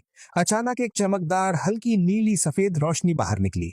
पत्थर के कणों की चमक ने सबकी आंखें चौंधिया दी। अंदर से निकला था बर्फ जैसा साफ नीला सफेद जेड। नीचे खड़ी भीड़ तुरंत शोर से गूंज उठी। बोली लगाने की आवाजें एक के बाद एक तेज होती गईं। 50,000, 50,000 में भी बर्फीला जेड खरीदना चाहते हो? मैं 80,000 देता हूँ। कीमत पलक झपकते ही 1 लाख तक पहुंच गई। बहन तुम्हें इसे रखने के लिए कहना चाहती थी, लेकिन तुमने सीधे हाथ हिला दिया। चौथा कच्चा पत्थर मंच पर आया। पूरे हॉल की सांसें थम गईं। उसकी शुद्ध सफेद बनावट आसमान के बादलों जैसी लग रही थी। हे भगवान, ये बर्फ जैसा सफेद जेड है। जेड की दुकान का मालिक भी बैठा नहीं रह सका। 20 लाख में मैं लेता हूं। इसके बाद तो सीधा मुनाफा ही मुनाफा। पांचवा बर्फीला भेड़ की चर्बी जैसा जेड 28 लाख। छठा शुद्ध पीला जेड 13 लाख। सातवां और आठवां मिलाकर 90,000। पत्थर काटने वाले कारीगर के हाथ लगभग थक कर सुन्न हो गए। नवा बहुत बड़ा भेड़ की चर्बी जैसा जेड 30 लाख में बिका। तुम्हारे चेहरे पर जरा भी बदलाव नहीं आया, क्योंकि धन तुम्हारे लिए बादलों जैसा है। तुम्हारा लक्ष्य है ऐसा दुर्लभ जेड जो आध्यात्मिक ऊर्जा को परिष्कृत कर सके। आखिरकार आखिरी 3 पत्थरों की बारी आई। 10वां पत्थर रखा गया और काटा गया। हे भगवान, ये कैसी अद्भुत चीज है! पारदर्शी जेड। वहां मौजूद कई विशेषज्ञ भी स्तब्ध रह गए। एक बड़े कटोरे जितना बड़ा उत्कृष्ट कांच जैसा जेड। 80 लाख हम जियांगकोंग समूह लेते हैं। 1 करोड़ फंगजुन समूह अंत तक साथ देगा। 1 करोड़ 20 लाख छियांग समूह इसे खरीदकर ओयांग परिवार को देगा। ओयांग परिवार का एक आदमी यहाँ बोलने की हिम्मत भी करता है। मैं ली परिवार की ओर से 1 करोड़ 30 लाख देता हूँ। अंत में ली परिवार ने 1.5 करोड़ की कीमत पर इसे खरीद लिया। अब केवल आखिरी 2 पत्थर बचे थे। माहौल पूरी तरह तनाव से भर गया। दूसरे आखिरी पत्थर के कटते ही सभी लोगों के चेहरे अजीब हो गए। ये जेड ऐसा क्यों दिख रहा है? क्या ये खराब हो गया है? देखने में तो कुछ हजार के सस्ते माल जैसा लग रहा है, लेकिन मु यू लू का हाथ रेलिंग को कसकर पकड़ लेता है। वो एक नजर में समझ गई कि ये बिल्कुल साधारण नीला जेड नहीं है। कुछ अनुभवी लोग तो जैसे खून की गंध सूंघते ही भूखे भेड़ियों की तरह दौड़ पड़े। पास में खड़ा कोई व्यक्ति तिरस्कार से हंसते हुए बोला, ये बूढ़े लोग पागल हो गए हैं क्या? सच में दुनिया नहीं देखी। एक सम्मानित विशेषज्ञ अचानक मुड़कर गुस्से में चिल्लाया, सब चुप रहो। तुम जैसे गंवार आंखें खोल कर देखो। साफ सुनो, ये ब्लू जेड है। पूरा हॉल हंगामे में डूब गया। ये जेड कोमल और चिकना है। गहरे नीले रंग के भीतर एक रहस्यमयी बैंगनी चमक घुली हुई है, मानो इसमें जीवन हो। कर्मचारी कांपते हुए मंच पर आया। उसकी आवाज भी बदल गई। सम्राट स्तर का ब्लू लाइट जेड। मुट्ठी के आकार का, उत्कृष्ट में भी सर्वोत्तम। सुना है कि जियांग परिवार का नाखून जितना बड़ा जेड पेंडेंट ही 1 करोड़ में बिका था। ये उससे 10 गुना बड़ा है, तो इसकी कीमत 10 करोड़ से कम कैसे हो सकती है? बड़े बड़े परिवार झुंड के भेड़ियों की तरह हरकत में आ गए। उनकी आंखें लाल हो गईं। कुछ लोग तो सीधे मंच पर चढ़कर छीनने तक को तैयार थे। तुम ठंडे भाव से ये सब देखते रहे। बहन तुरंत खड़ी होकर तुम्हें मजबूती से अपने पीछे सुरक्षित कर लेती है। नई बोली शुरू होती है। ली परिवार का तीसरा प्रमुख सबसे पहले बोली लगाता है। 3.5 करोड़। ओयांग परिवार का बड़ा बेटा तुरंत जवाब देता है। इतना समय बर्बाद मत करो, मैं 7 करोड़ देता हूँ। ओयांग दे पूरी तरह लालच में अंधा हो गया। पूरा हॉल सन्नाटे में डूब गया। हर किसी का दिल जोर से धड़क रहा था। तभी गांव समूह के अध्यक्ष गांव काई की शांत आवाज गूंजती है। 10 करोड़। गांव काई की आवाज तक फट गई। इस दिव्य जेड के लिए वो पूरी तरह पागल हो चुका था। पूरा हॉल एक बार फिर गहरे सन्नाटे में डूब गया। 10 करोड़। ये विशाल रकम हर किसी के दिल पर हथौड़े की तरह लगी। कर्मचारी उत्साह से लाल हो गया। 10 करोड़। क्या इससे ज्यादा कोई बोली है? अब विक्रेता तय करे कि बेचना है या नहीं। एक पल में सबकी नजरें तुम्हारी पर टिक गईं, लेकिन तुम्हारा चेहरा अब भी बिना किसी भाव के था। तुम अपनी मासूम आवाज में साफ कहते हो, नहीं बेचूंगा। कर्मचारी की मुस्कान चेहरे पर ही जम गई। लगभग उसे लगा कि उसने गलत सुना है। छोटे भाई, तुमने अभी क्या कहा? तुम धीरे से सिर उठाते हो। तुम्हारी नजर बर्फ जैसी ठंडी है। मैंने कहा नहीं बेचूंगा। गांव का एक गुस्से से फट पड़ा। उसे लगा कि एक छोटे बच्चे ने उसकी बेइज्जती कर दी। उसने तुरंत अपने गुस्से में पीछे खड़े बॉडीगार्ड्स को इशारा किया। अगले ही पल दर्जनों काले कपड़ों वाले बॉडीगार्ड्स ने भीड़ को बेरहमी से धक्का देते हुए तुम्हारी ओर बढ़ना शुरू कर दिया। हटो, जो भी रास्ते में था सबको हटा दो। कुछ मॉल के सिक्योरिटी गार्ड्स वहीं पर उछल कर गिर पड़े। गांव काई के बॉडीगार्ड्स के चेहरे पर टेढ़ी मुस्कान थी। वे तुमसे 10 मीटर दूर आकर रुक गए। छोटे बच्चे, हमारे बॉस ने बुलाया है, समझदारी दिखाओ और हमारे साथ चलो। ये तो दिन दहाड़े लूटने जैसा है। तुम चुप रहते हो। तुम्हारी छोटी मुट्ठी में आध्यात्मिक शक्ति इकट्ठा होने लगी है। जैसे ही तुम हमला करने वाले थे, उससे 1 सेकंड पहले एक ठंडी महिला आवाज गूंज उठी। तुम्हारी हिम्मत कैसे हुई? मोयुलू एक कदम आगे बढ़ी, लोहे के टावर की तरह तुम्हारे सामने खड़ी हो गई। मेरे मोयुलू के छोटे भाई को आज मैं देखना चाहती हूँ, कौन उसकी एक बाल भी छूने की हिम्मत करता है। वो तो मोगदो मू परिवार की 7वीं मिस है। व्यापार जगत की महिला शैतान मोयुलू। तो क्या वो बच्चा मो परिवार का छोटा मालिक है? भीड़ तुरंत हंगामे में फट पड़ी। फ्लैशलाइट्स चमकने लगी।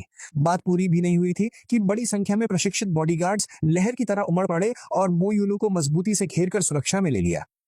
मोयुलू ने ठंडी नजर से गांव काई की ओर देखा। उसका आभा मंडल पूरी तरह फैल गया। दिन दहाड़े मेरे मुंह परिवार की चीज छीनना और मेरे परिवार के इकलौते वारिस को छूना, क्या तुम मुंह परिवार के खिलाफ जाना चाहते हो? इन कुछ शब्दों ने सीधे गांव काई को चुप करा दिया। इस मजबूत सुरक्षा घेराबंदी को देखकर उसे समझ आ गया कि आज उसने गलत व्यक्ति को छेड़ दिया। वो सिर्फ चुपचाप पूंछ दबाकर वहां से निकल लिया। मुयुलू ने ठंडे भाव से चारों ओर नजर डाली। फिर बॉडीगार्ड्स 2 कुर्सियां लेकर आए ताकि तुम और बहन एक तरफ बैठ सको। आखिरी कच्चा पत्थर भी मंच पर लाया गया। कटिंग मशीन ने तेज आवाज निकाली। अगले ही पल एक गहरी गाढ़ी हरी रोशनी फूटकर बाहर निकली, जिसने लगभग सबकी आंखें चकाचौंध कर दी। ये क्या?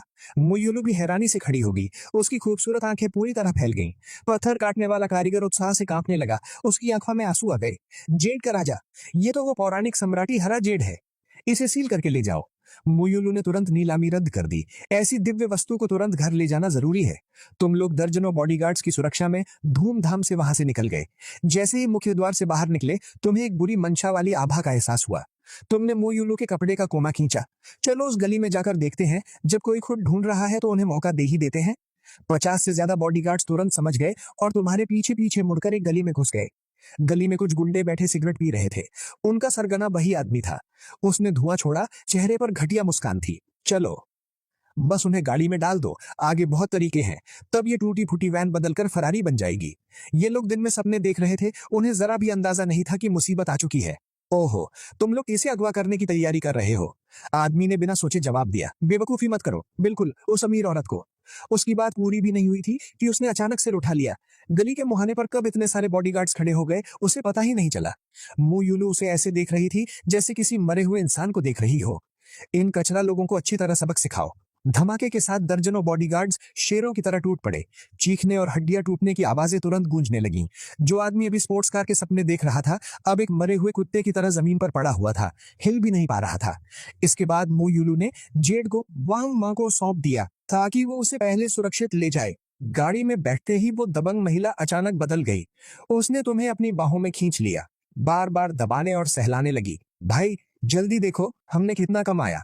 तुम मुश्किल से उसके गले से सिर बाहर निकालते हो और मोबाइल का बैलेंस खोलकर मासूम आवाज में पढ़ते हो, वी चैट में 27 करोड़ 33 लाख 99,774 हैं। मेरा छोटा सा प्यारा इतना कमाल है, तुमने तो बहन को भी हैरान कर दिया। इनाम में तुम्हें एक किस। बात खत्म होते ही उसने तुम्हारे गाल पर एक चुंबन दे दिया। तुम पूरी ताकत से छूटने की कोशिश करते हो। बहन नरम और खुशबूदार है, लेकिन ये स्थिति बहुत ही शर्मनाक है। मुयुलू ने बिल्कुल परवाह न करते हुए भौं उठाई। छोटे भाई तुम तो शर्मा रहे हो, ये तो ठीक नहीं है।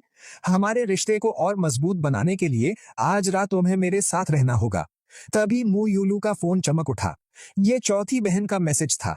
मुयुलू ने जल्दी से जवाब दिया और फिर सीधे तुम्हें लंच के लिए ले गई।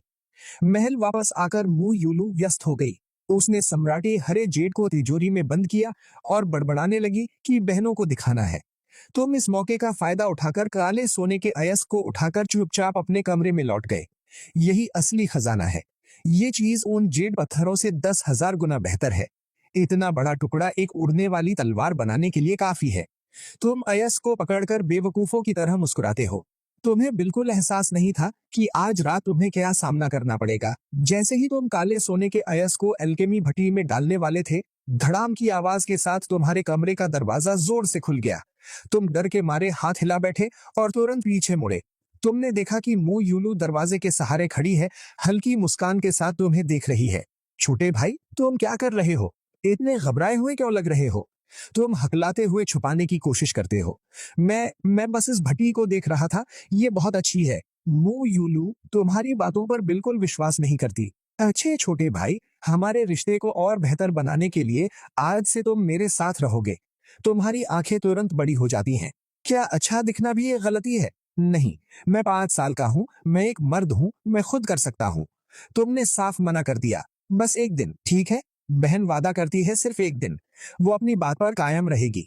उसकी सच्ची नजरों को देखकर तुम आखिरकार मना नहीं कर पाए। तुम चुपचाप उसका हाथ पकड़कर उसके साथ तीसरी मंजिल पर चले गए। जैसे ही कमरे में दाखिल हुए, गर्म पीली रोशनी नरम कालीन पर पड़ रही थी। हवा में बहन के शरीर की खुशबू भरी हुई है। डायनासोर कपड़े पहने हुए तुम सीधे दूधिया सफेद कपड़े पहनी बहन की बाहों में आ जाते हो। वो अपनी कोमल उंगलियों से धीरे से तुम्हारे गाल को छूती है। उसकी आवाज अचानक गंभीर हो जाती है। भाई तुम जानते हो कि उस समय तुम्हें क्यों चुरा लिया गया था? एपिसोड 12। तुम उलझन में सिर हिलाते हो। तुम्हें सिर्फ इतना पता है कि तुम्हारा अपहरण हुआ था। अपने अतीत के बारे में तुम्हें कुछ भी नहीं पता। ये सब शुरू होता है। मुयुलू गहरी सांस लेती है और फिर एक बहुत बड़ा राज बताती है। तुम बिल्कुल साधारण इंसान नहीं हो, बल्कि क्योटो के मू परिवार के दूसरे युवा मालिक हो। एक अद्भुत प्रतिभाशाली 7वीं बहन ने जैसे ही ये बड़ा खुलासा किया, तुम ध्यान से सुन ही रहे थे, अभी पूरा सुना भी नहीं था कि आवाज अचानक सबसे महत्वपूर्ण समय पर रुक गई। तुमने सिर उठाकर देखा, 7वीं बहन सो चुकी थी। ये एहसास वैसा ही था जैसे कुछ अधूरा रह गया हो। उसे गहरी नींद में देखकर तुम धीरे धीरे हाथ पैर हिलाकर नीचे उतरने की सोचते हो, ताकि चुपके से अभ्यास कर सको। लेकिन अगले ही पल 2 गोरी बाहें अचानक तुम्हें पकड़कर वापस अपनी बाहों में कस लेती हैं। अगर तुम्हारे पास शक्ति का सहारा ना होता तो तुम सांस भी नहीं ले पाते। लेकिन बहन के शरीर से आती हल्की खुशबू सच में बहुत अच्छी लग रही थी। ये पहली बार था जब तुम 7वीं बहन के इतने करीब थे। चांदनी की रोशनी में तुम उसके चेहरे को देखते हो। उसकी त्वचा मक्खन जैसी मुलायम, चेहरा चांदी जैसा चमकता हुआ। उसके रोज के ठंडे स्वभाव से अलग उसमें एक अलग आकर्षण था। तुम एक उबासी लेते हो और अपना छोटा हाथ उसकी कमर पर रख देते हो। जब भाग नहीं सकते तो ठीक है, उसके साथ ही सो जाते हैं। सुबह की किरण पर्दे से होकर तुम्हारे चेहरे पर पड़ती है। तुम आंखें मलते हुए उठते हो और अंगड़ाई लेते हो। मानना पड़ेगा, ये नींद सच में बहुत अच्छी थी। इस समय तुम अपने छोटे साथी को लेकर चुपके से विला के पीछे वाले कृत्रिम झील के किनारे पहुंच गए।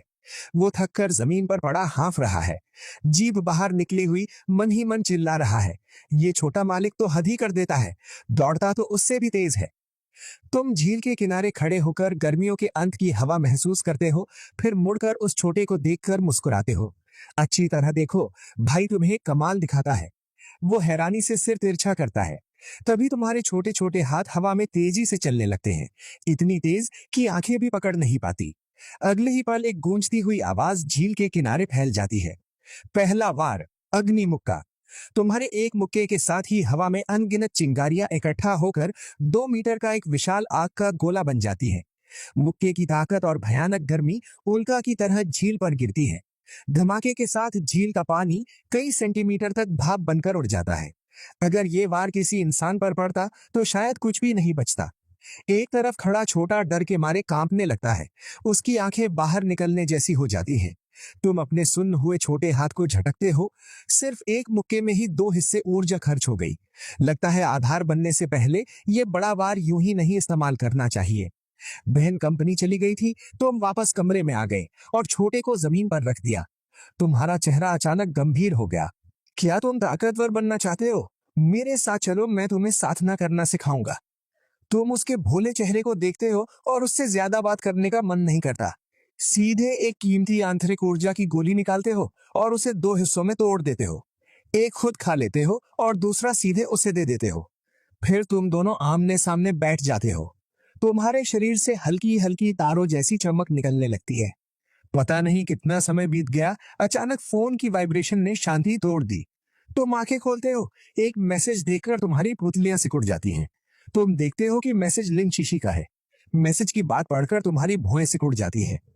माफ करना, तुम्हें परेशान कर रही हूँ। क्या तुम अपने घर में किसी डॉक्टर को जानते हो? कृपया मेरी मदद करो। मेरी माँ को आखिरी स्टेज का पेट का कैंसर है। अब कोई अस्पताल उन्हें भर्ती करने को तैयार नहीं है। तुम स्क्रीन को गहरी नजर से देखते हो। आखिरी स्टेज का पेट का कैंसर आम डॉक्टरों के लिए लगभग मौत का इंतजार है, लेकिन तुम्हारे लिए, जिसने अपने गुरु की कला विरासत में पाई है, ये बस एक छोटा सा मामला है। लोकेशन भेजो, मैं अभी आता हूँ। मैसेज भेजते ही तुम तेजी से नीचे भागते हो। ये लड़ाई जीतनी ही होगी, लेकिन तुम्हें एक काम की चीज अभी भी चाहिए, चांदी की सुई। तुम भागकर वांगमा के पास जाते हो और मासूम आवाज में कहते हो, वांगमा, मुझे एक पूरा सिल्वर नीडल सेट खरीद कर दो। वांगमा बिना सोचे मना कर देती है। छोटे मालिक, वो चीज बहुत खतरनाक है। बच्चा होने की यही परेशानी है। जरूरी काम भी मजाक समझा जाता है। वो नहीं दे रही तो खुद ही इंतजाम करना पड़ेगा। अगले ही पल तुम सीधे दरवाजे की ओर दौड़ते हो। ड्राइवर शाओ लियू को पकड़कर गैराज की तरफ खींच ले जाते हो। कोई भी गाड़ी निकालो और मुझे बाहर ले चलो। शाओ लियू भरे हुए लग्जरी कारों के गैराज को देखकर घबरा जाता है। आखिर में कांपते हुए गाड़ी चुनता है। गाड़ी तेज रफ्तार से निकल पड़ती है। तेज झटके से तुम लगभग सीट से उछल जाते हो। तुम्हें गाड़ी चलानी आती भी है या नहीं? अगर असली ताकत छिपानी ना होती तो सच में उसे एक मुक्का मारकर उड़ा देते। लेकिन तुम्हें पता भी नहीं कि तुम्हारे खिलाफ एक बड़ा जाल धीरे धीरे बिछाया जा रहा है। गाड़ी में अभी भी तुम शाओ लियू से बहस कर रहे हो। वो हिचकिचाते हुए पूछता है, कहाँ जाना है? तुम बिना हिचक जवाब देते हो, दुकान पर सिल्वर नीडल खरीदने। ये सुनते ही उसका पैर ब्रेक पर जाने को होता है। 5 साल के छोटे मालिक को सुई खरीदने ले जाना। उसकी हिचकिचाहट देखकर तुम कहते हो, नहीं जाओगे तो मैं दीदी से शिकायत कर दूंगा कि तुम मुझे परेशान कर रहे हो। शाओ लियू का चेहरा तुरंत उतर जाता है। थोड़ी देर में गाड़ी मेडिकल उपकरण की दुकान के सामने रुकती है। तुम अंदर जाकर एक छोटा और खूबसूरत सिल्वर नीडल सेट खरीदते हो, जो साथ रखने में भी आसान है। पैसे देकर तुम बाहर निकलते हो और गाड़ी में बैठने जाते हो, लेकिन देखते हो कि शाओ लियू अभी भी गाड़ी के सामने खड़ा सेल्फी लेने में लगा है।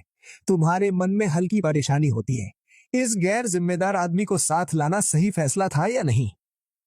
तुम कार में बैठकर लिन शियाओ शियाओ द्वारा भेजी गई लोकेशन को शियाओ लियू को नेविगेट करने के लिए देते हो। अब तुरंत लिन शियाओ शियाओ के घर के लिए निकलना है। कार यानबे क्षेत्र की दिशा में चलना शुरू करती है। कार बाएं मुड़ती है, दाएं मुड़ती है और जल्द ही यानबे क्षेत्र में प्रवेश कर जाती है। तुम परिचित माहौल को देखते हो। पुरानी जिंदगी की यादें आंखों के सामने ताजा हो जाती हैं। शाओ लियू भाई, गाड़ी रोको। रोल्स रॉयस सड़क के किनारे रुकती है। तुम दरवाजा खोलकर मिल्क टी जो दुकान में भागते हो। शाओ लियू गाड़ी से उतरकर तुम्हें देखता है। वाकई अभी भी बच्चा ही है, बस खाने पीने का शौक है।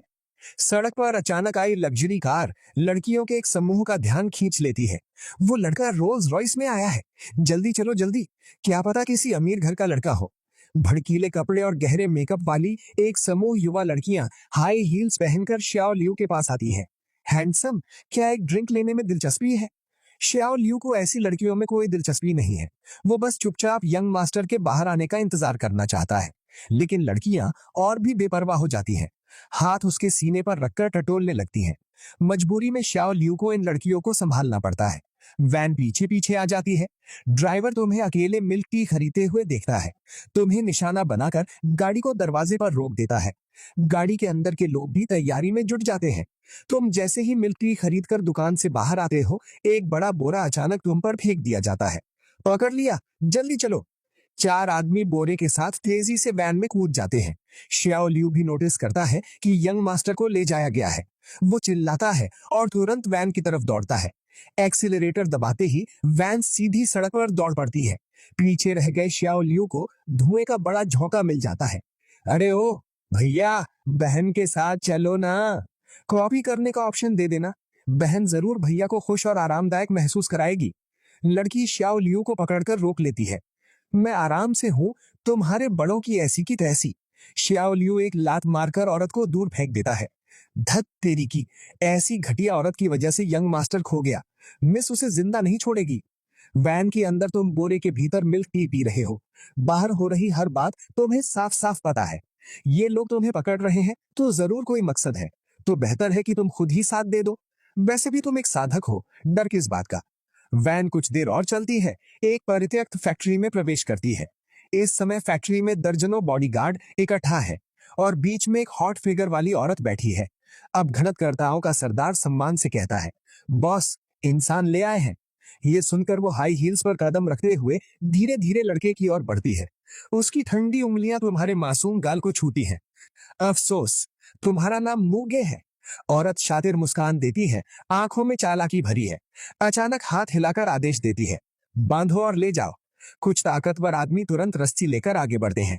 रुकिए दीदी, तुम बड़ी बड़ी आंखों से मासूमियत से पूछते हो, मुझे क्यों बांध रहे हो?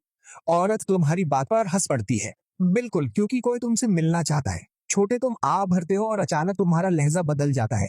तुम्हें बेहतर होगा कि मुझे बता दो, वरना मैं तुम्हें ही पकड़ लूंगा। मारोगे मुझे?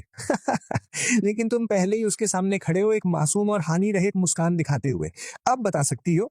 औरत दांत भींचती है और फिर भी तुम्हें पकड़ने के लिए हाथ बढ़ाती है। एक तेज थप्पड़ की आवाज चारों ओर गूंजती है। वो वहीं पर स्तब्ध रह जाती है। उसके बाएं गाल पर तुरंत एक साफ हाथ का निशान उभर आता है। छोटे कमीने, तूने मुझ पर हाथ उठाने की हिम्मत की। औरत पागलों की तरह एक लात तुम्हारी तरफ मारती है।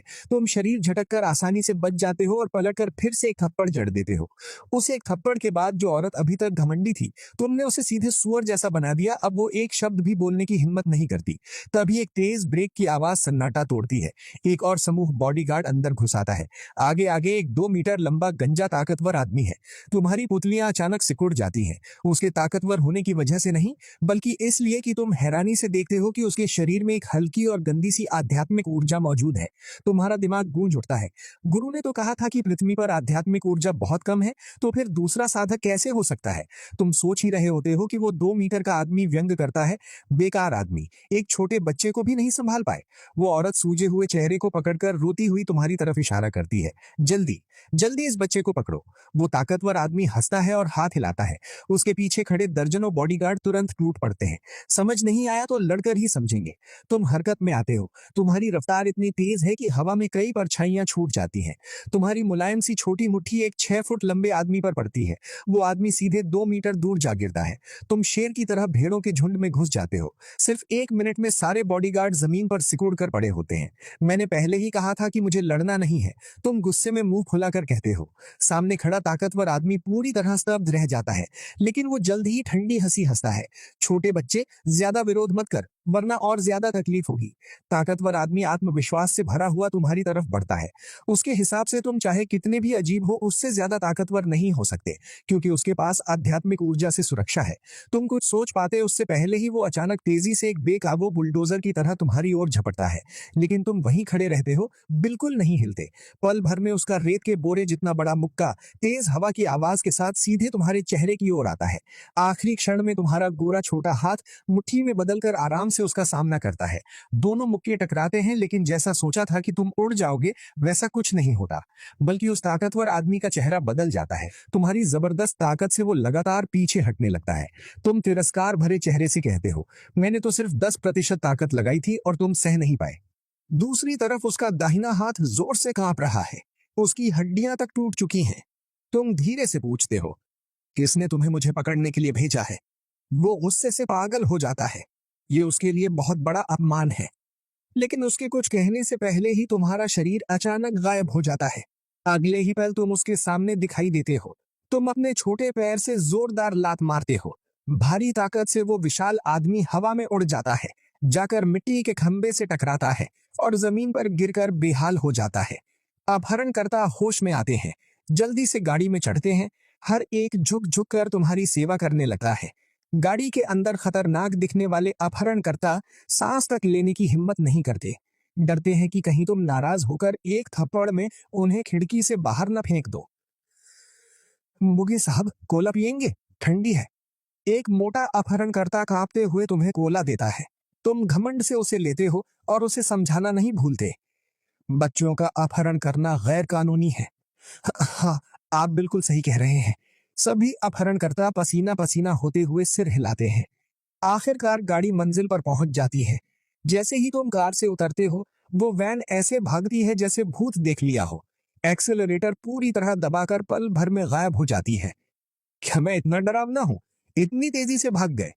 तुम तुरंत नेविगेशन खोलते हो, डरते हो कि दीदी परेशान ना हो जाए। जैसे ही तुम पुराने मोहल्ले में कदम रखते हो, लिन शीशी बेचैनी से तुम्हें हाथ हिलाकर बुलाती है। लेकिन जब वो तुम्हारे पीछे किसी को नहीं देखती, उसकी आंखों की चमक तुरंत बुझ जाती है। आगे? तुम्हारा परिवार कहाँ है? तुम जल्दी से समझाते हो। दीदी को अचानक काम आ गया है, वो तुरंत आ जाएंगी। तभी उसकी आंखों में फिर से उम्मीद जगती है। वो तुम्हारा हाथ पकड़कर ऊपर की ओर दौड़ पड़ती है। लिफ्ट में तुम उसकी थकान महसूस करते हो। एक छात्रा को ऐसे बिछड़ने का सामना करना पड़े तो कोई भी नहीं सह पाएगा।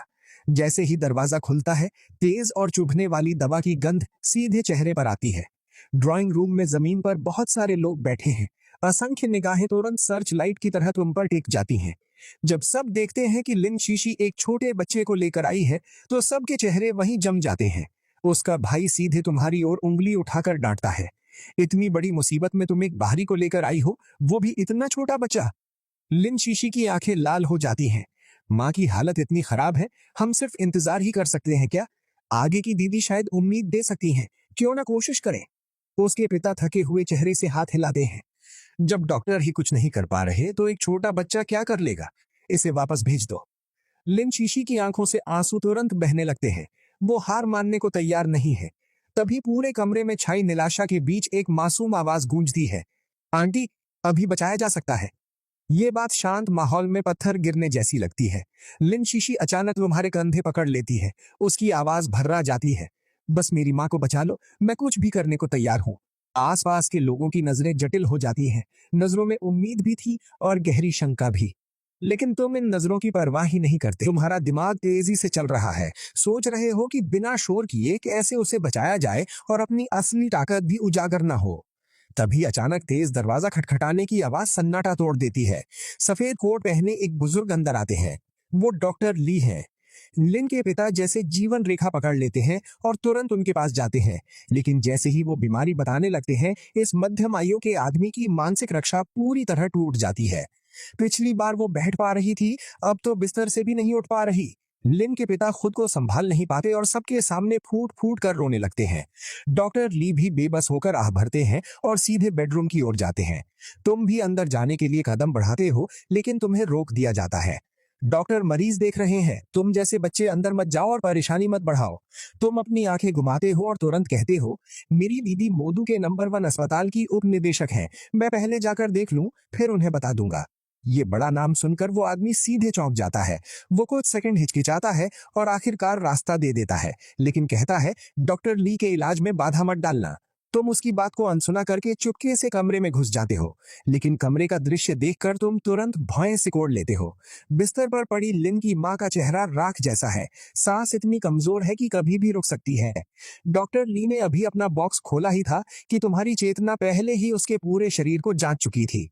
ये छोटी सी बीमारी तुम्हारे लिए बिल्कुल आसान है। लेकिन अगले ही पल जब तुम देखते हो कि डॉक्टर ली कौन सी दवा और सुई निकाल रहे हैं, तो तुम्हारा चेहरा तुरंत गंभीर हो जाता है। दवा गलत है और ये सुई लगाने की विधि तो पूरी तरह गलत है।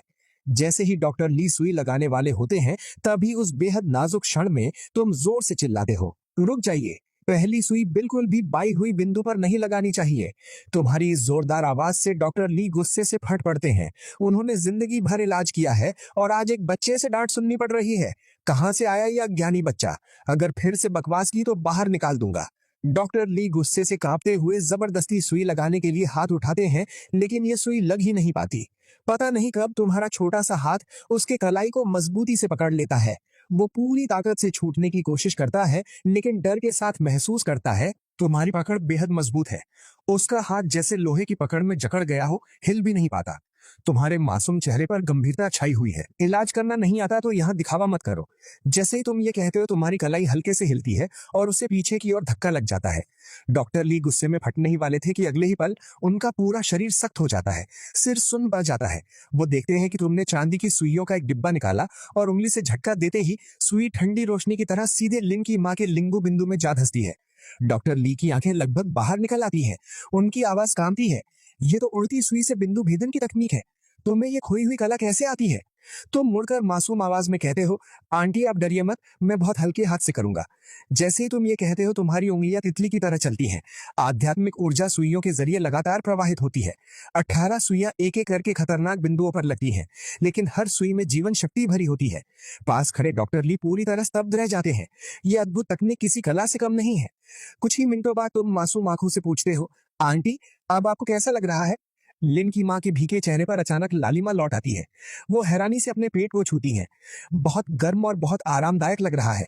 तुम कागज और पेन उठाकर तेजी से एक नुस्खा लिखते हो और उसे आगे बढ़ा देते हो। डॉक्टर ली पहले तो बस एक नजर डालते हैं, लेकिन अगले ही सेकंड जैसे बिजली गिर जाती है। वो उछल पड़ते हैं। स्नेक हट घास के साथ लौंगदान, ये नुस्खा इस तरह भी लिखा जा सकता है। वो अचानक सिर उठाकर तुम्हें देखते हैं, जैसे किसी प्राचीन दैत्य को देख रहे हो।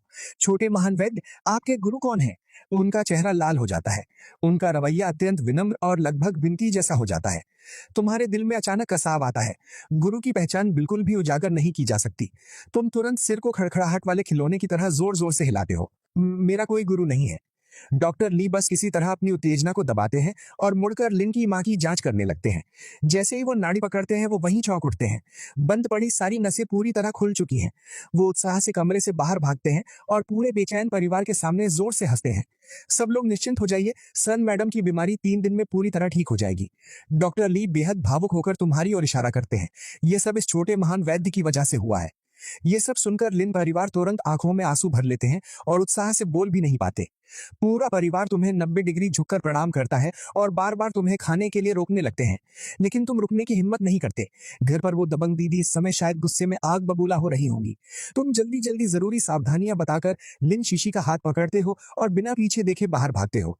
जैसे ही तुम सोसाइटी के गेट पर पहुंचते हो, लिन शीशी अचानक तुम्हें रोकती है। आगे, तुम यहाँ कैसे आए? तुम्हें लेने कोई नहीं आया। तुम्हारा दिल जोर से धड़कता है। क्या ये कह सकते हो कि तुम्हें अपहरणकर्ता छोड़कर गए? तुम तुरंत दिमाग लगाते हो और आंखों में आंसू ले आते हो। दीदी मुझे छोड़कर गई थी, लेकिन अस्पताल में इमरजेंसी आ गई तो वो चली गई।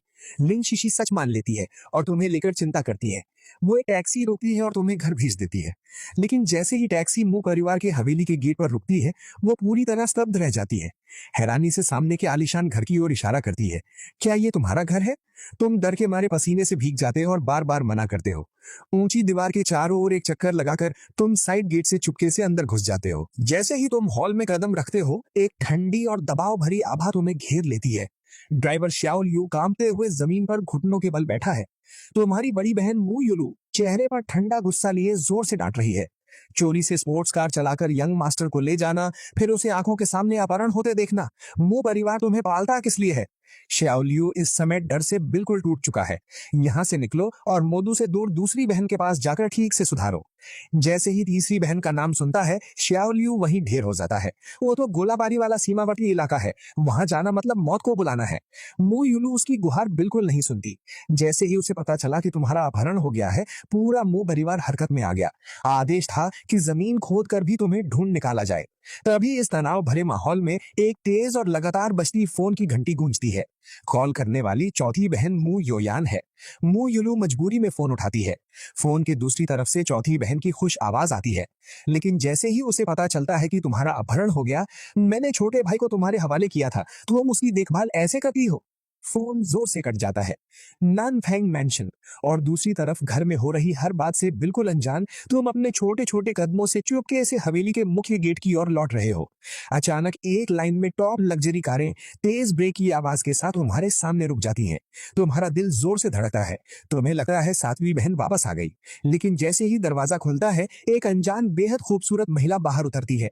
वो एक सलीकेदार वन पीस ड्रेस पहने हुए है, सोने का फ्रेम का चश्मा लगाए हुए है। उसका फिगर बेहद आकर्षक है, लेकिन उसकी आभा मंडल बर्फ जैसा ठंडा है। मैंने कहा ना मैं नहीं जाऊंगी, मुझे फिर से परेशान मत करो। वो ठंडे स्वर में पीछे खड़े झुके हुए गंजे आदमी को डांट कर हवेली की ओर बढ़ती है। लेकिन जैसे ही उसकी नजर तुम पर पड़ती है उसकी ठंडी आंखें तुरंत नरम हो जाती हैं। ये किसका छोटा बच्चा है, इतना प्यारा है। वो शालीनता से झुकती है और मुस्कुराकर तुम्हें देखती है। बच्चे, तुम यहाँ अकेले क्या कर रहे हो? तुम अपनी बड़ी बड़ी आंखों से उसे देखते हो और पीछे हवेली के गेट की ओर इशारा करते हुए मासूम आवाज में कहते हो, मेरा नाम मूगे है, यही मेरा घर है। हवा जैसे एक पल के लिए जम जाती है। अगले ही पल वो सुंदर महिला जोर से चिल्लाती है और तुम्हें कसकर अपनी बाहों में भर लेती है। तुम्हारे चेहरे को बार बार अपने गालों से रगड़ती है। तो तुम ही मेरे प्यारे छोटे भाई हो, आओ दीदी तुम्हें अच्छे से प्यार करे। तुम तुरंत दो बड़े पहाड़ों के बीच दब जाते हो और बस ऊ की आवाज निकाल पाते हो। ये दम घुटने वाला एहसास बहुत भारी है। तुम्हें सांस लेने का मौका भी नहीं मिलता और वो एक हाथ से तुम्हें उठा लेती है। मैं तुम्हारी चौथी बहन मू योयान हूँ, मुझे यान यान दीदी कहो। जैसे ही तुम दोनों गेट के अंदर कदम रखते हो फिर से एक तेज ब्रेक की आवाज आती है। मू युलू लगभग गिरते पड़ते कार से बाहर निकलती है और एक नजर में तुम्हें चौथी बहन की बाहों में सुरक्षित देख लेती है। छोटे भाई तुम यहाँ कैसे? लेकिन मू योयान उसे बिल्कुल मौका नहीं देती। तुम्हें पकड़े हुए ठंडे स्वर में कहती है, सातवीं बहन, हमारे प्यारे छोटे भाई को तुम्हारे हवाले किया था। तुम सच में बहुत भरोसेमंद निकली। ठीक है, मैं गलत थी, मान लिया। अब तुम बड़ी हो, तुम्हारी ही चलेगी। देखते ही देखते रोज दबदबा दिखाने वाली सातवीं बहन तुरंत शांत हो जाती है। तुम अभी ये सब समझ ही रहे होते हो कि दोनों बहनें तुम्हें बाएं और दाएं से पकड़कर प्यार से अंदर ले जाती हैं। तुम सोचते हो कि नीचे सोफे पर जाकर आराम से सो जाओगे, लेकिन सिर्फ 1 घंटे बाद ऊपर की दोनों शैतान बहनें जैसे टेलीपैथी से एक साथ जाग जाती हैं। दोनों आधी नींद में हाथ पड़ाकर बीच में टटोलती हैं, लेकिन खाली जगह मिलती है। मू युलू और मू योयान अचानक उठ बैठती हैं और एक दूसरे को देखती हैं। छोटा भाई कहाँ गया? दोनों बिना जूते पहने नंगे पांव ही जल्दी जल्दी नीचे भागती हैं। जैसे ही नीचे पहुंचती हैं देखती हैं कि तुम एक छोटे बच्चे की तरह सोफे पर गहरी नींद में सो रहे हो। लेकिन अगले ही पल दोनों के चेहरे जम जाते हैं। तुम्हारे गोरे चेहरे पर साफ साफ 2 निशान बने हुए हैं, जैसे आंसुओं की लकीरें। चारों ओर सन्नाटा छा जाता है। मू योयान सबसे पहले बोलती है, सातवीं बहन, तुमने छोटे भाई के साथ क्या किया? मू युलू तुरंत ठंडी हंसी के साथ जवाब देती है, तुम्हें बोलने की हिम्मत है? जरा अपने तरफ देखो, तुम्हारी तरफ तो निशान और भी ज्यादा हैं। अब दोनों पूरी तरह चुप हो जाती हैं, इतनी शर्मिंदगी की जैसे जमीन में गड़ जाएं। जरूर छोटा भाई नींद में इधर उधर घूम रहा होगा। हाँ, नींद में ही हुआ होगा। दोनों तुरंत इस बात पर सहमत हो जाती हैं और बिना कुछ कहे वहां से निकल जाती हैं। सुबह नाश्ते के समय जैसे ही तुम टेबल पर बैठते हो तुम्हें माहौल बहुत अजीब लगता है। सामने बैठी चौथी और सातवीं बहन मुस्कान छुपाने की कोशिश क्यों कर रही हैं? किसी तरह समय बीता है। एक बहन मॉर्निंग रन के लिए जाती है, दूसरी कंपनी के लिए निकलती है। तब जाकर तुम आखिरकार आजाद होते हो। 1 सेकंड भी बर्बाद नहीं करते, तुरंत उठते हो और पीछे के बगीचे की ओर भागते हो। तुम्हें अभ्यास करना ही होगा। इस घर में जहाँ हर बहन किसी राक्षस से कम नहीं, वहां सिर्फ ताकत ही असली सहारा है। इसका साधना करने का तरीका तो और भी अजीब है। दवा खाने के बाद सीधे अभ्यास में बैठ जाता है। नतीजा यह है कि उसके पूरे शरीर के सफेद बाल और भी चमकदार हो जाते हैं और सिर पर एक छोटा सा उभार भी निकल आता है। तुम बिना हिले पूरे सुबह बैठे रहते हो। दोपहर तक जाकर धीरे धीरे आंखें खोलते हो। आंखों में एक सुनहरी चमक झलकती है। उस दवा के बावजूद भी ये साधना की गति कछुए जैसी धीमी है। अब तो ऊर्जा इकट्ठा करने वाला एक विशेष क्षेत्र बनाना पड़ेगा। लेकिन अफसोस, अभी तुम्हारी शक्ति पर्याप्त नहीं है। लगता है कुछ दुर्लभ खजाने जुटाने पड़ेंगे। तभी तुम्हारी जेब में रखा फोन अचानक कंपन करता है। जैसे ही तुम कॉल उठाते हो सातवीं बहन की आवाज आती है, छोटे भाई, खाना खाकर चौथी बहन से तैयार हो जाना। आज रात मेरे साथ एक बड़े मौके पर चलना है। बड़ा मौका? क्या ये कोई पार्टी है? तुम उलझन में फोन रख देते हो। जैसे ही तुम छोटे के साथ वापस हॉल में आते हो सामने का नजारा देखकर तुम्हारा मुंह खुला रह जाता है। हे भगवान, हॉल में तो पार्सलों का पहाड़ लगा हुआ है। ऊंचे ऊंचे डिब्बे डगमगा रहे हैं। छोटा भाई आ गया, छोटा भाई आ गया। एक सफेद रंग का छोटा सूट निकाल कर रखा जाता है। जैसे ही तुम मुड़ते हो, चौथी बहन मु युआन की आंखों में चमक आ जाती है। इस समय तुम बिल्कुल एक अनमोल रत्न की तरह लग रहे हो। तुम्हारी शान और आकर्षण अलग ही दिख रहा है। ये छोटा भाई कहाँ? ये तो चलता फिरता अमीर खानदान का राजकुमार लग रहा है। वाकई हमारे परिवार के जीन कमाल के हैं। चौथी बहन संतुष्टि से अंगूठा दिखाती है, फिर दरवाजे की ओर स्टाइल से उंगली चटकाती है। अगले ही पल तुम चौंक जाते हो। एक के बाद एक नौकरानियां ट्रे लेकर अंदर आती हैं। उन ट्रे पर चमकते हुए सबसे महंगे गहने रखे हैं, मानो छोटा सा ज्वेलरी शो चल रहा हो। काफी देर तक सजाने संवारने के बाद चौथी बहन आखिरकार सिर हिलाती है। जब तुम ये सब पहन लेते हो, तुम्हारी पूरी शख्सियत ही बदल जाती है। अगर पहले तुम एक अमीर घर के बच्चे लग रहे थे, तो अब एक शाही राजकुमार की तरह दिख रहे हो।